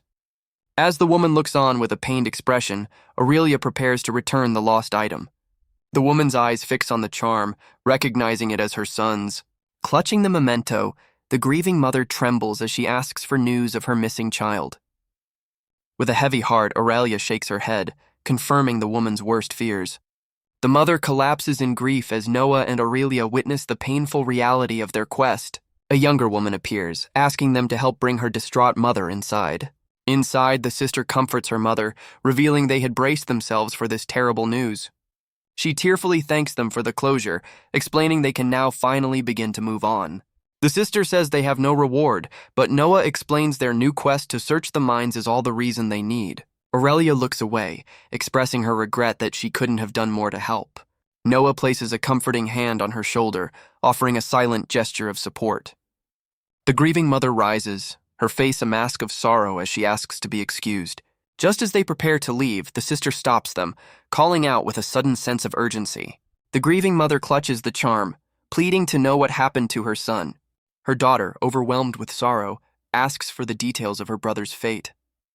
Aurelia explains that her son, along with many others, was taken by a group of abyssal cultists. She reveals the cultists were performing grim rituals and that she and Noah nearly became victims themselves. Aurelia credits Noah with saving her life, adding that they searched for survivors but found no one. In a flashback to the dark prison, she concludes that the charm was the only trace left behind. The mother looks up with a mix of fear and hope, asking if they dealt with the cultists. Noah's expression hardens as he confirms he eliminated every last one of them. The mother closes her eyes, processing the finality of the news with a heavy heart. She begins to reminisce about her son, Pierce, describing his reckless habit of hunting monsters in the woods and mines. The mother reveals she was prepared for this outcome, as her own husband was an adventurer. She explains that even after he settled down, the call to adventure never truly left him. She recounts losing her husband to that life, and fearing her son would follow the same path. Despite her fear, she knew forcing him to stay would only cause him internal suffering. She turns to Noah and Aurelia, asking if they too possess that same unyielding desire for adventure. Noah pauses, admitting that he honestly doesn't have an answer to her question. He reflects on his recent struggles, explaining his journey has been about survival, but the idea of being an adventurer is growing on him. He admits the allure of his new powers is strong, and he's eager to explore this new world. His choice of words confuses the young woman, who questions what he means by this world. Aurelia gives him a subtle nudge, and he quickly covers his slip-up by claiming he's just a traveler from a distant land. The grieving mother steps forward, announcing she has one final request for the adventurers. She offers her son's charm to Noah, asking him to carry it on his adventures in Pierce's memory. Noah accepts the memento, promising to treasure it as he continues his journey. The mother expresses her deep gratitude for the closure they've brought to her family. As they leave, a system notification confirms the quest is complete, and Noah waves a final goodbye. With the sun setting, Aurelia suggests they rest up for their early start at the mines tomorrow. Noah agrees, clutching his stomach and noting that monster slaying is best done on a full stomach. Aurelia chuckles, commenting that his attitude makes him seem like a seasoned adventurer already. The pair walks through the bustling village street as dusk settles, heading back to the inn. The next morning, they arrive at the foot of a cliff where the sealed entrance to the mines awaits. Their guide, Lorian, explains this area was once a young dungeon before its core was destroyed. Noah is shocked to learn dungeons can die, and Lorian confirms it's possible but foolish. He clarifies that a tamed dungeon is an invaluable resource, capable of founding entire kingdoms. Aurelia wonders if it was an undead dungeon, a threat so great it would unite entire guilds to destroy it. Lorian dismisses her theory, clarifying it was just a standard Earth-type dungeon. Arriving at the boulder-sealed entrance, Noah contemplates using his own power to clear the way. Instead, the three of them begin chipping away at the rockfall with pickaxes, with Lorian taking the lead. The veteran miner then shatters a massive boulder with a single powerful kick. With the entrance cleared, Noah questions the miner's strength, who credits it to decades of experience and a bit of skill. Inside, Lorian points out the regenerated mana stones in the walls, a rare sight for a mine entrance. Aurelia reminds Noah to stay alert, warning that monsters could be lurking in the former dungeon. Noah grips his dagger, his eyes sharp and ready for whatever lies ahead. Their guide explains the mine has been eerily silent since the strange noises started. They arrive at a massive sealed stone door, the entrance to the deeper sections of the mine. The miner pushes the heavy doors open, revealing the path to the main section of the mines. As they step inside, they're greeted by the grim sight of bloodstains on the cavern floor. The group is horrified to discover the chamber is a scene of a recent brutal attack. The gruesome sight overwhelms Noah, who struggles to keep his composure. Suddenly, an unseen force assaults their minds, causing Noah and the miner to cry out in agony. Aurelia shouts and lunges forward, trying to stop whatever is compelling her companions. Unaffected by the mental assault, Aurelia uses blink to get a better view of the chamber. Noah stares in horror to see the veteran miner, Lorian, lying motionless on the ground. He kneels beside the fallen man, desperately trying to understand what just happened.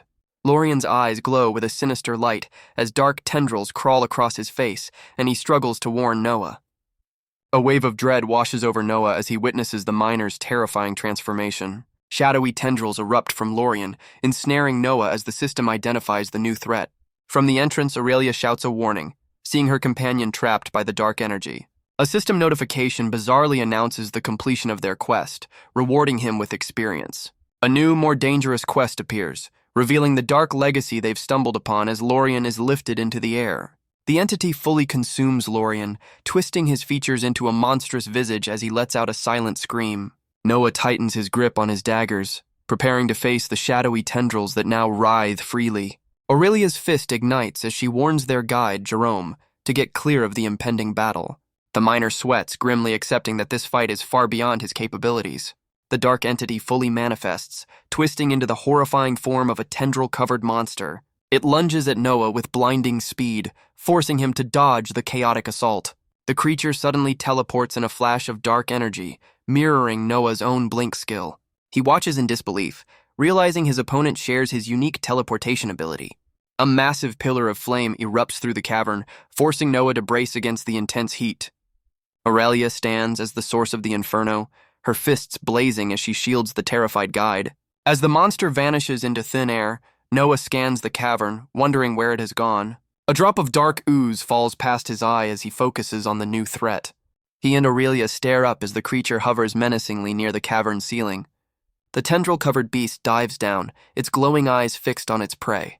In a flash of blue light, Noah activates his blink skill to evade the attack. He reappears a short distance away, now armed with dual daggers and ready for combat. He teleports repeatedly, narrowly dodging a flurry of shadowy tendrils in a desperate dance for survival. Aurelia joins the fray, blasting the creature's face with a concentrated jet of fire. The monster shrieks in fury, its grotesque tongue lashing out as it reels from the fiery assault. Deciding on a new strategy, Aurelia uses her power to lift a massive boulder, blocking their only escape route. The heavy stone slams into place, sealing the entrance and trapping them inside with the enraged beast. With a determined roar, Aurelia uses her immense fire-enhanced strength to lift the massive boulder. She hurls the flaming rock, sending a massive wave of fire hurtling towards the tendril monster. The fiery projectile soars through the cavern, a blazing meteor aimed directly at their trapped foe. The monster is engulfed in a cataclysmic explosion, caught in the center of Aurelia's powerful attack. Noah watches the inferno with a tense expression, gripping his dagger and waiting for his moment to strike. Seeing the creature's remains writhing on the ground, he dashes forward to deliver the final blow. He leaps into the air, bringing his dual daggers down in a powerful strike against the shadowy mass. A system notification confirms he's inflicted a bleed effect, draining the life from the void-grafted creature. The monster lets out a silent, agonizing shriek, its grotesque form recoiling from the devastating attack. In a final, desperate act, the creature unleashes a shockwave, sending a stunned Noah flying backward. A system notification reveals his lifeblood ability only partially resisted a poison attack, leaving him wounded. The monster mirrors his blink skill again, appearing instantly to strike him down. The creature teleports away, leaving a trail of its own blood as Aurelia watches in alarm. His health plummets to a critical level, and he realizes he needs to finish the fight immediately. He quickly downs a potion, and a notification confirms he's gained a new resistance to poison. The battle intensifies as they weave through a chaotic storm of shadowy tendrils. With a look of fierce determination, Aurelia unleashes another powerful blast of fire from her fist. The concentrated beam of fire scorches the cavern floor as it rockets toward the monster. Though the creature's form is scorched, its tendrils continue to writhe, and Aurelia senses the fight isn't over. The system identifies the creature as a mutating abyssal grafted human, and they realize they must destroy it before its transformation is complete. The creature writhes on the ground, its tendrils flailing as it struggles to reform. Unwilling to give it a chance, Noah channels a burst of raw power into his daggers. He dashes forward with blinding speed, his blades leaving a trail of crimson energy. Launching himself into the air, he prepares to deliver the final blow. Aurelia screams a desperate warning, sensing the creature is baiting him into a trap. He ignores her cry, landing amidst the tendrils and unleashing a vicious, spinning slash. The monster's tendrils lash out, piercing his body in a desperate counterattack. Its central eye glows with an ominous light, gathering a massive amount of dark energy. The creature detonates in a violent explosion of abyssal power, catching Noah at point-blank range. System notifications confirm the devastating aftermath: a lost limb, critical health, but his lifeblood ability kicks in, rapidly healing him. The force of the explosion sends Noah crashing to the cavern floor, leaving him stunned and injured. He realizes his lifeblood ability can't heal his severed limb, allowing a potent poison to course through him. Ignoring the pain, he grabs his severed arm, grimly assessing the full extent of his devastating injuries. Determined to fight on, he shoves the limb back into place as a notification confirms his poison resistance has leveled up. Seeing her chance, Aurelia unleashes another massive fireball, refusing to let the monster recover. Her attack erupts into a towering inferno, consuming the cavern in a desperate attempt to incinerate their foe. But the creature mirrors their own skills, blinking out of the blast zone at the very last second. Tapping into his own abyssal power, Noah surges forward, his eyes glowing with a vengeful light. He closes the distance in an instant, delivering a brutal headbutt that staggers the abyssal creature. A system notification announces a new skill as he unleashes a devastating void-empowered strike, tearing into the monster's core. In a savage move, Noah sinks his teeth into one of the creature's shadowy limbs. He rips the appendage apart, earning a system notification as his poison resistance levels up again. Amidst the chaotic battle, his lifeblood ability also levels up, strengthening his regenerative powers. Aurelia yells for him to fall back, preparing to unleash a massive burst of flame. Heeding her warning, Noah retreats just as her fiery attack consumes the abyssal monster. Noah squints through the smoke and heat, his gaze fixed on the inferno's epicenter. As the flames subside, they see the creature has completely vanished, leaving only lingering energy. A sudden realization strikes Noah, and he shouts a new plan, deducing the monster teleports through shadows. Trusting his insight, Aurelia immediately begins gathering immense fire energy, causing the ground to glow. She expertly molds the flames into a massive, swirling sphere of destructive power. She unleashes her ultimate attack, a miniature sun designed to incinerate every shadow in the cavern. The creature desperately tries to flee, but Noah refuses to let it escape. He lunges forward, grabbing a tendril to anchor the beast in place for Aurelia's attack. But the creature uses its own blink skill, teleporting away from his grasp. It reappears behind their guide, taking the defenseless miner hostage. Noah shouts for her to stop, realizing her powerful attack would also kill their guide. A system notification appears, asking if he recognizes a familiar energy signature.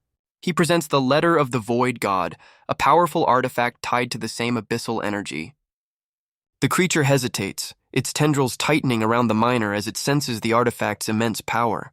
Noah reveals his connection to the artifact, implying that destroying him might have unforeseen consequences. A system notification confirms his Voidborn perk as he channels dark energy, demanding the creature release its hostage. The abyssal creature recoils, seemingly affected by his authoritative command. Complying with his demand, the creature violently throws the miner to the side. With its hostage gone, the enraged monster lunges directly at Noah. In response, Noah summons a new ornate sword, ready to counter the attack. He unleashes a powerful swing, creating a vortex of energy to meet the creature's charge. His blade finds its mark, piercing through the monster's chest in a flash of light. He uses his blink skill to close the distance instantly, ensuring the devastating blow lands. As Noah slides back from the impact, Aurelia announces she's taking over the assault. She leaps into action, vaulting over a trail of fire to join the fight. With a furious cry, Aurelia unleashes a massive vortex of fire, sending it hurtling toward the creature. The attack detonates in a cataclysmic explosion, engulfing the cavern in a sea of flames. As the smoke clears, all that remains is a gaping, smoldering crater in the cavern wall. Noah cautiously approaches the smoldering remains of the creature, his dagger still at the ready. He steps past the dying flames, his expression grim as he prepares to finish the job. The twisted, dying creature begs him for a final release from its agonizing existence. With a cold, unwavering gaze, Noah raises his dagger, ready to grant its last request. He ends its suffering, and a system notification confirms his blood drain ability has also purged the lingering poison from his system. In its final moments, the creature's eyes convey a sense of peace and gratitude. A cascade of system notifications confirms his victory, rewarding him with massive experience gains and several level-ups. Another system notification confirms the quest is complete, rewarding him with an epic Tome of Abyssal Summon. Noah realizes with horror that the miner was conscious inside the monster, and Aurelia laments his terrible fate. The system then presents him with a chilling offer, the chance to consume the remains of the abyssal-grafted human. Without hesitation, Noah accepts the prompt, choosing to absorb the creature's essence. He kneels as a golden light envelops him, beginning the process of consumption. A notification confirms his devourer ability has absorbed the creature, also granting him its memories. Noah cries out in agony, overwhelmed by the sudden and painful flood of another's life experiences. He witnesses flashes of unimaginable suffering, seeing the grim fate of the man named Victral. The memories reveal the abyssal cult's cruelty, and Noah's sorrow quickly turns into cold, hard rage. His eyes glow with vengeful fury as he silently vows to hunt down and eradicate every last member of the cult. A new quest appears, Abyss Hunter, challenging him to eradicate the entire cult with an impossible difficulty rating. Aurelia gently supports him, her expression filled with concern as she insists on finding him a healer. Leaning heavily on her, Noah is helped out of the dark cavern and back toward the light. His consciousness fades, and in a flash of light, he finds himself waking up in an unfamiliar place. He sits up on a modern sofa, rubbing his neck and noticing his arm is still glowing with a strange energy. A man with glasses greets him sarcastically, making it clear his arrival is not a welcome one. Noah stands, demanding to know where he is, only to be met with a cryptic response from the mysterious man. He frowns, trying to piece together how he was transported from the mines to this strange apartment. Flashes of the battle and Aurelia's help race through his mind, ending with the image of his glowing hand. The man Dylan casually eats a chip, remarking on how fascinating he finds Noah's world. Dylan muses that while Noah's world lacks magic, its violence proves that the nature of mortals is the same everywhere. Noah demands to know how he's viewing these images, but Dylan casually dismisses the question. He explains the astral script is linked to Noah's soul, pulling information from his memories and connections. Dylan admits he's been studying Noah's world, not expecting to be there so long, prompting Noah to ask if he was expected to die. With a smug chuckle, Dylan confirms he didn't expect Noah to survive and congratulates him for exceeding expectations. He offers a slow, mocking clap, which only serves to irritate Noah further. Noah narrows his eyes, his suspicion of the mysterious man growing with every word. Dylan then reaches for the remote control, leaving Noah to question his actions. He casually turns off the television, ending the display of Noah's world. Noah's hand glows as he angrily accuses Dylan of trying to sabotage his journey from the very beginning. Dylan leans back, explaining a pact prevents him from interfering, but he can still hope for Noah's failure. He smirks, admitting it's entertaining to place bets on how badly Noah will mess things up. Noah rises to his feet as Dylan gets serious, stating they need to discuss the new quest. The bespectacled man specifically refers to the Abyss Hunter quest that Noah so recklessly unlocked. He forbids Noah from destroying the abyssal cult, but Noah smirks, flattered that Dylan thinks he's capable. With a cold stare, Dylan clarifies he has zero faith in Noah's abilities, but his opinion doesn't matter. Noah counters that since the system gave him the quest, it must be allowed under their pact. Dylan tries a new tactic, asking what it would take for Noah to abandon the quest, claiming the cult is useful. Unimpressed, Noah gestures with his glowing hand, telling Dylan that sounds like a you problem. Dylan picks up the remote, confidently stating that every human has a price. Dylan explains that every person has a price, a desire that can be exploited, whether it's money, loved ones, or dreams. He argues that suffering is an unavoidable part of mortal nature and asks Noah to name a price to drop the quest. Dylan questions how many people Noah can possibly save, reminding him that he's only one man. He insists that Noah is powerless to change the fundamental workings of the world. Noah counters by asking why Dylan is so afraid of him even trying to make a difference. He furiously questions Dylan's motives, pointing out that the cultists were just blindly seeking power. Dylan condescendingly agrees, stating that blind power-seeking is exactly how humans operate. Noah glares back, defiantly stating that not all humans are like that. Enraged, Dylan dismisses him as a fool who doesn't count in the grand scheme of things. Noah mockingly asks what it would take for Dylan to protect him, a fool, over the cult he seems so desperate to save. Noah grabs Dylan's tie, demanding to know why the abyssal cult is so important. With a weary sigh, Dylan relents, preparing to explain the cosmic stakes. He transports them to a vast, empty void, revealing it as the astral realm, the source of all void mana. Dylan explains that pockets of this realm, called the Abyss, are the source of the cult's power. As the Abyss spreads, it leaks void energy, allowing creatures from the astral realm to enter the physical world.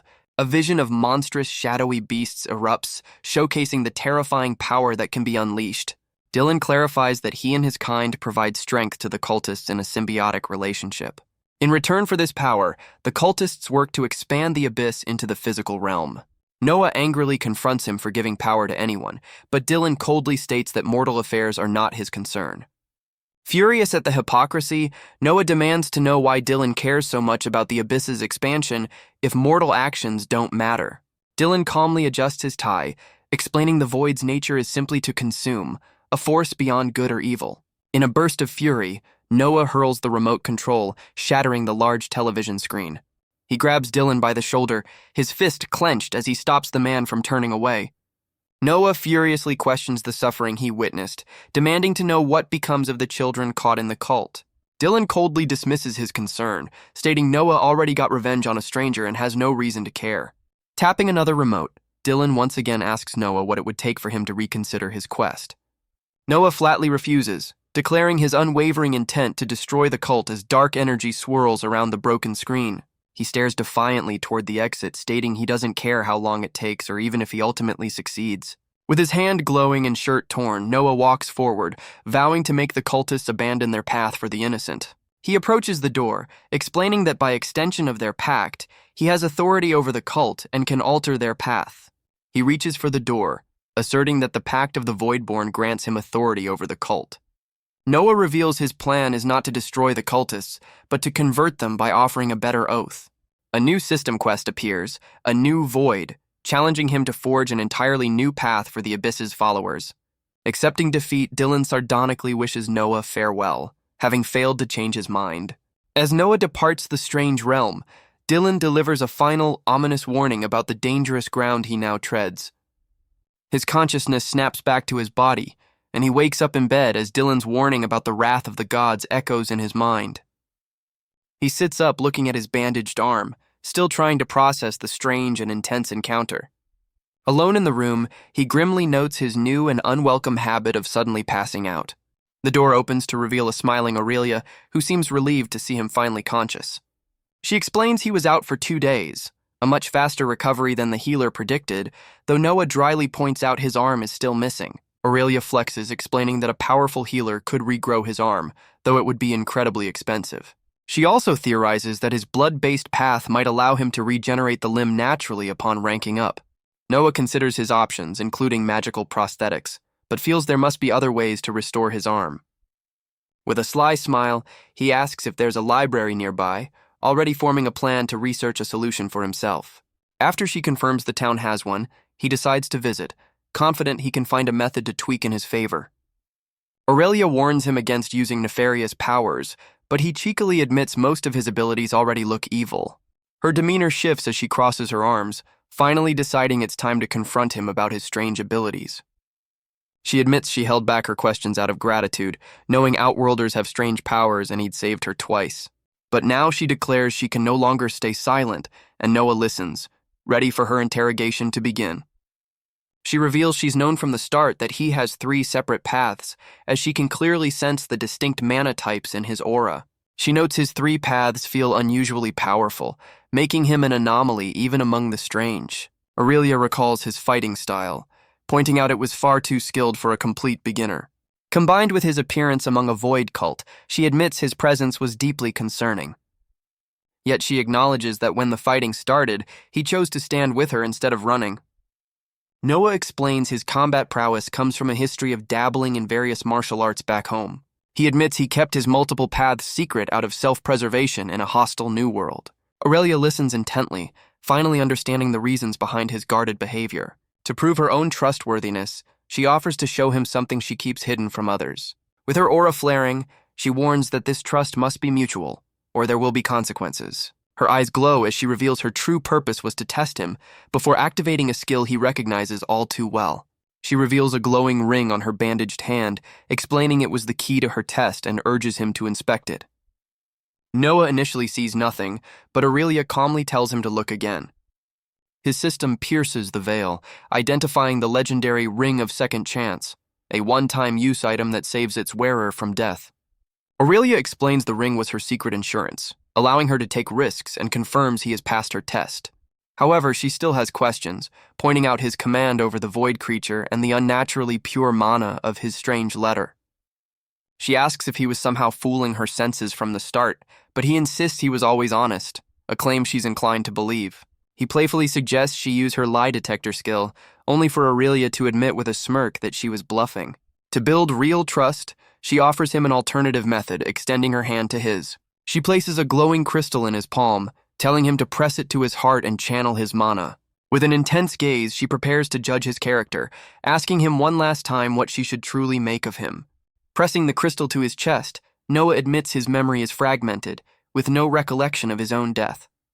He explains his void powers and the letter are a direct result of waking up in the abyss after he died. He raises his arm, insisting he's not a villain, but simply a lost man trying to survive in an unfamiliar world. Aurelia places her hand over his, instructing him to repeat an oath of truth. She leads by example, swearing on her own astral soul that everything she said is true. With a solemn expression, Noah repeats the oath, binding himself to the same vow. A system notification confirms he has successfully sworn an oath of honesty. A brilliant light erupts from the crystal in his hand, leaving him momentarily stunned. Aurelia smiles, explaining the stone didn't crack, proving his honesty and earning her complete trust. He asks what would have happened if he'd lied, and she reveals the stone detects the wavering aura of a falsehood. She explains that the slightest wavering in his aura would have shattered the stone.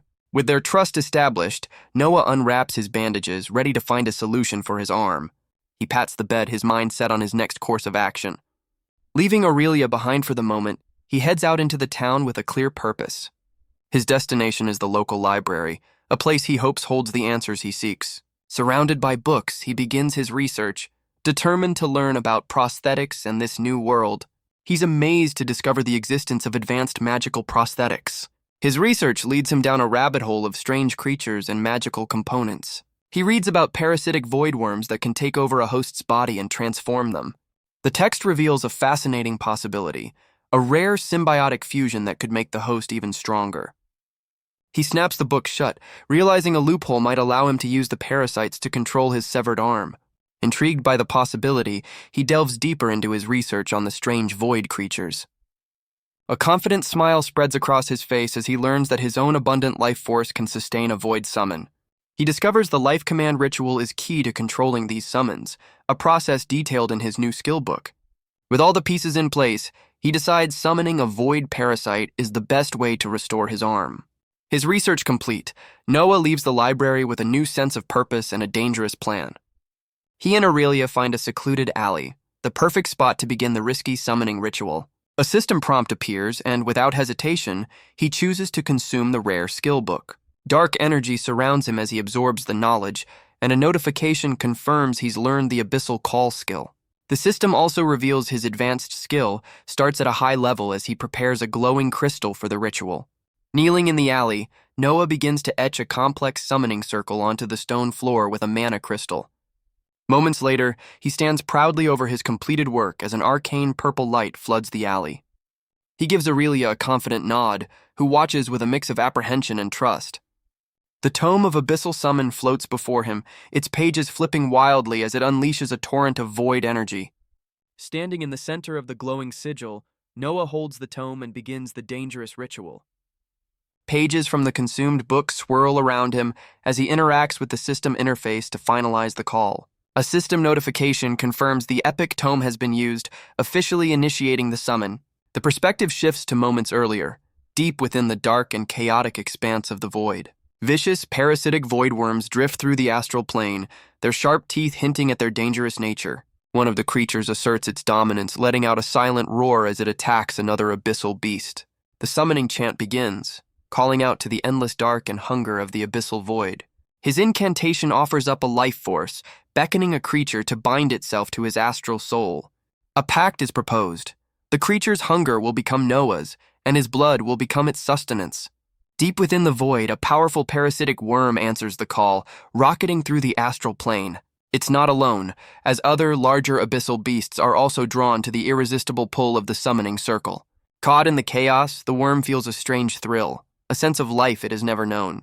Surrounded by ravenous rivals, the parasite is driven by a singular, overwhelming urge to feed. It deftly evades a snapping jaw, relishing the exhilarating dance of survival in the chaotic void. The small but ferocious worm counters, slamming its body into a much larger abyssal predator. As the ritual completes, the chosen parasite is violently pulled through the portal, its form stretching between realms. The system issues a set of commands to the summoned creature, establishing Noah as its master. A shadowy creature erupts from the summoning circle, its form twisting as it enters their world. The creature's thoughts reveal it's receiving a direct command from its new master to move. The multi-eyed parasite fully materializes, hovering over the sigil and facing Noah's outstretched hand. It understands the choice is simple: obey its master's will or be cast back into the void. Naming his new parasite Tony, Noah encourages it as its tendrils begin to fuse with his severed arm. He drops to his knees, enduring immense pain as the abyssal parasite latches onto his body. A system notification confirms the parasitic bond is complete, inflicting him with a fever. Seeing his agony, a worried Aurelia ignites her fist and urges him to desummon the creature. But Noah grits his teeth, determined to withstand the pain and see the dangerous ritual through to the end. Noah cries out, his body convulsing as the parasitic tendrils painfully fuse with his arm. He collapses, telling a concerned Aurelia that his entire body is burning from the inside out. A system notification appears, confirming he has just gained the pain tolerance skill from the ordeal. The heat becomes so intense that he tears at his shirt, steam rising from his skin. As his new arm takes a more monstrous shape, a notification reveals his fever has intensified to level 2. Aurelia confirms he's burning up, and he explains the parasite is consuming his life force to regenerate the limb. Surrounded by swirling void energy, he realizes he desperately needs health potions to survive the process. His own thoughts steel his resolve, reminding him not to let the overwhelming sensation of pain control him. He pants heavily, drenched in sweat as he endures the agonizing transformation. His perseverance is rewarded as a system notification confirms his pain-tolerant skill has leveled up. As his body is flooded with energy, system notifications confirm his meditation and pain-tolerance skills have reached new levels. He focuses his mind, using controlled breathing to manage the overwhelming sensations and channel the mana flowing into him. Finding a center of calm amidst the storm, he enters a deep meditative state to master the transformation. His focus pays off as his meditation and pain-tolerance skills continue to rapidly increase. The transformation completes, and he stares in surprise at his new, fully formed abyssal arm. He realizes the agonizing pain has vanished, replaced by a strange numbness in the new limb. A system notification confirms the ordeal is over, as his intense fever finally breaks. Aurelia, ever watchful, offers him a potion to help with his recovery. He quickly downs the potion while Aurelia looks on, still worried about the aftermath of the risky ritual. He confirms the pain is gone, looking relieved but still processing the sudden end to his agony. He watches his new arm twitch, realizing the parasite is still finalizing the bond. The abyssal creature fully fuses with his stump, its dark form merging with his flesh. With a triumphant grin, he admires his new arm, noting its enhanced skin, muscles, and claws. System notifications confirm the parasite has evolved into a symbiote, even altering his own race to human symbiont. He gives the new limb a confident swing, testing its newfound flexibility and power. The system details their new symbiotic relationship. The creature will feed on his life force in exchange for enhanced strength and instincts. Aurelia admits with a nervous expression that she had serious doubts his reckless plan would actually succeed. He confesses he wasn't certain either, revealing he had already researched a backup plan to remove the parasite. Noah tests the arm's speed with a powerful swing, a confident smirk on his face. He flexes his new hand, testing the sharp, retractable claws that now serve as his own. With a feral grin, Noah admires his new monstrous hand, deciding the agonizing transformation was absolutely worth it. Aurelia thoughtfully warns him to keep the limb hidden, as something so unusual will only attract unwanted attention. He ignores her concern, excitedly showing off his new arm, while she points out how extreme his modification is. She crosses her arms, admitting she finds the arm unsettling, especially since it still retains a vaguely human shape. Realizing sick is a compliment in his world, she facepalms at his strange slang while he whistles innocently. The claws on his hand extend and retract, and he acknowledges he'll need to master control over his new appendage. Overcome with curiosity, Aurelia asks if she can touch it, and Noah casually agrees. She cautiously pokes his new arm, testing the strange texture of the symbiotic flesh. They both jump in surprise as his claws instinctively extend in response to her touch. Pulling her hand back, Aurelia concedes that a built-in weapon is a huge advantage for an adventurer. Aurelia explains that since the arm is now part of his astral script, it will grow stronger alongside him. Eager to test its power, Noah agrees with Aurelia's suggestion to find a more suitable location. They walk through the town at sunset, heading for a secluded spot outside the walls. Their journey takes them into a quiet, wooded area, far from any prying eyes. Aurelia identifies a sturdy tree, deeming it a perfect target for his strength test. With a confident smirk, Noah channels dark energy into his new limb, preparing to strike. He lunges forward, unleashing a powerful punch that crackles with abyssal energy. His attack becomes a whirlwind of slashes, his claws tearing through the air with incredible speed. A feral grin spreads across his face as he unleashes the full destructive power of his new arm. The tree trunk is instantly shredded, deep gouges marking the devastating impact of his claws. He decides to enhance his attack, infusing it with a swirling stream of poison. The tree is instantly coated in a corrosive poison, its bark dissolving under the vicious assault.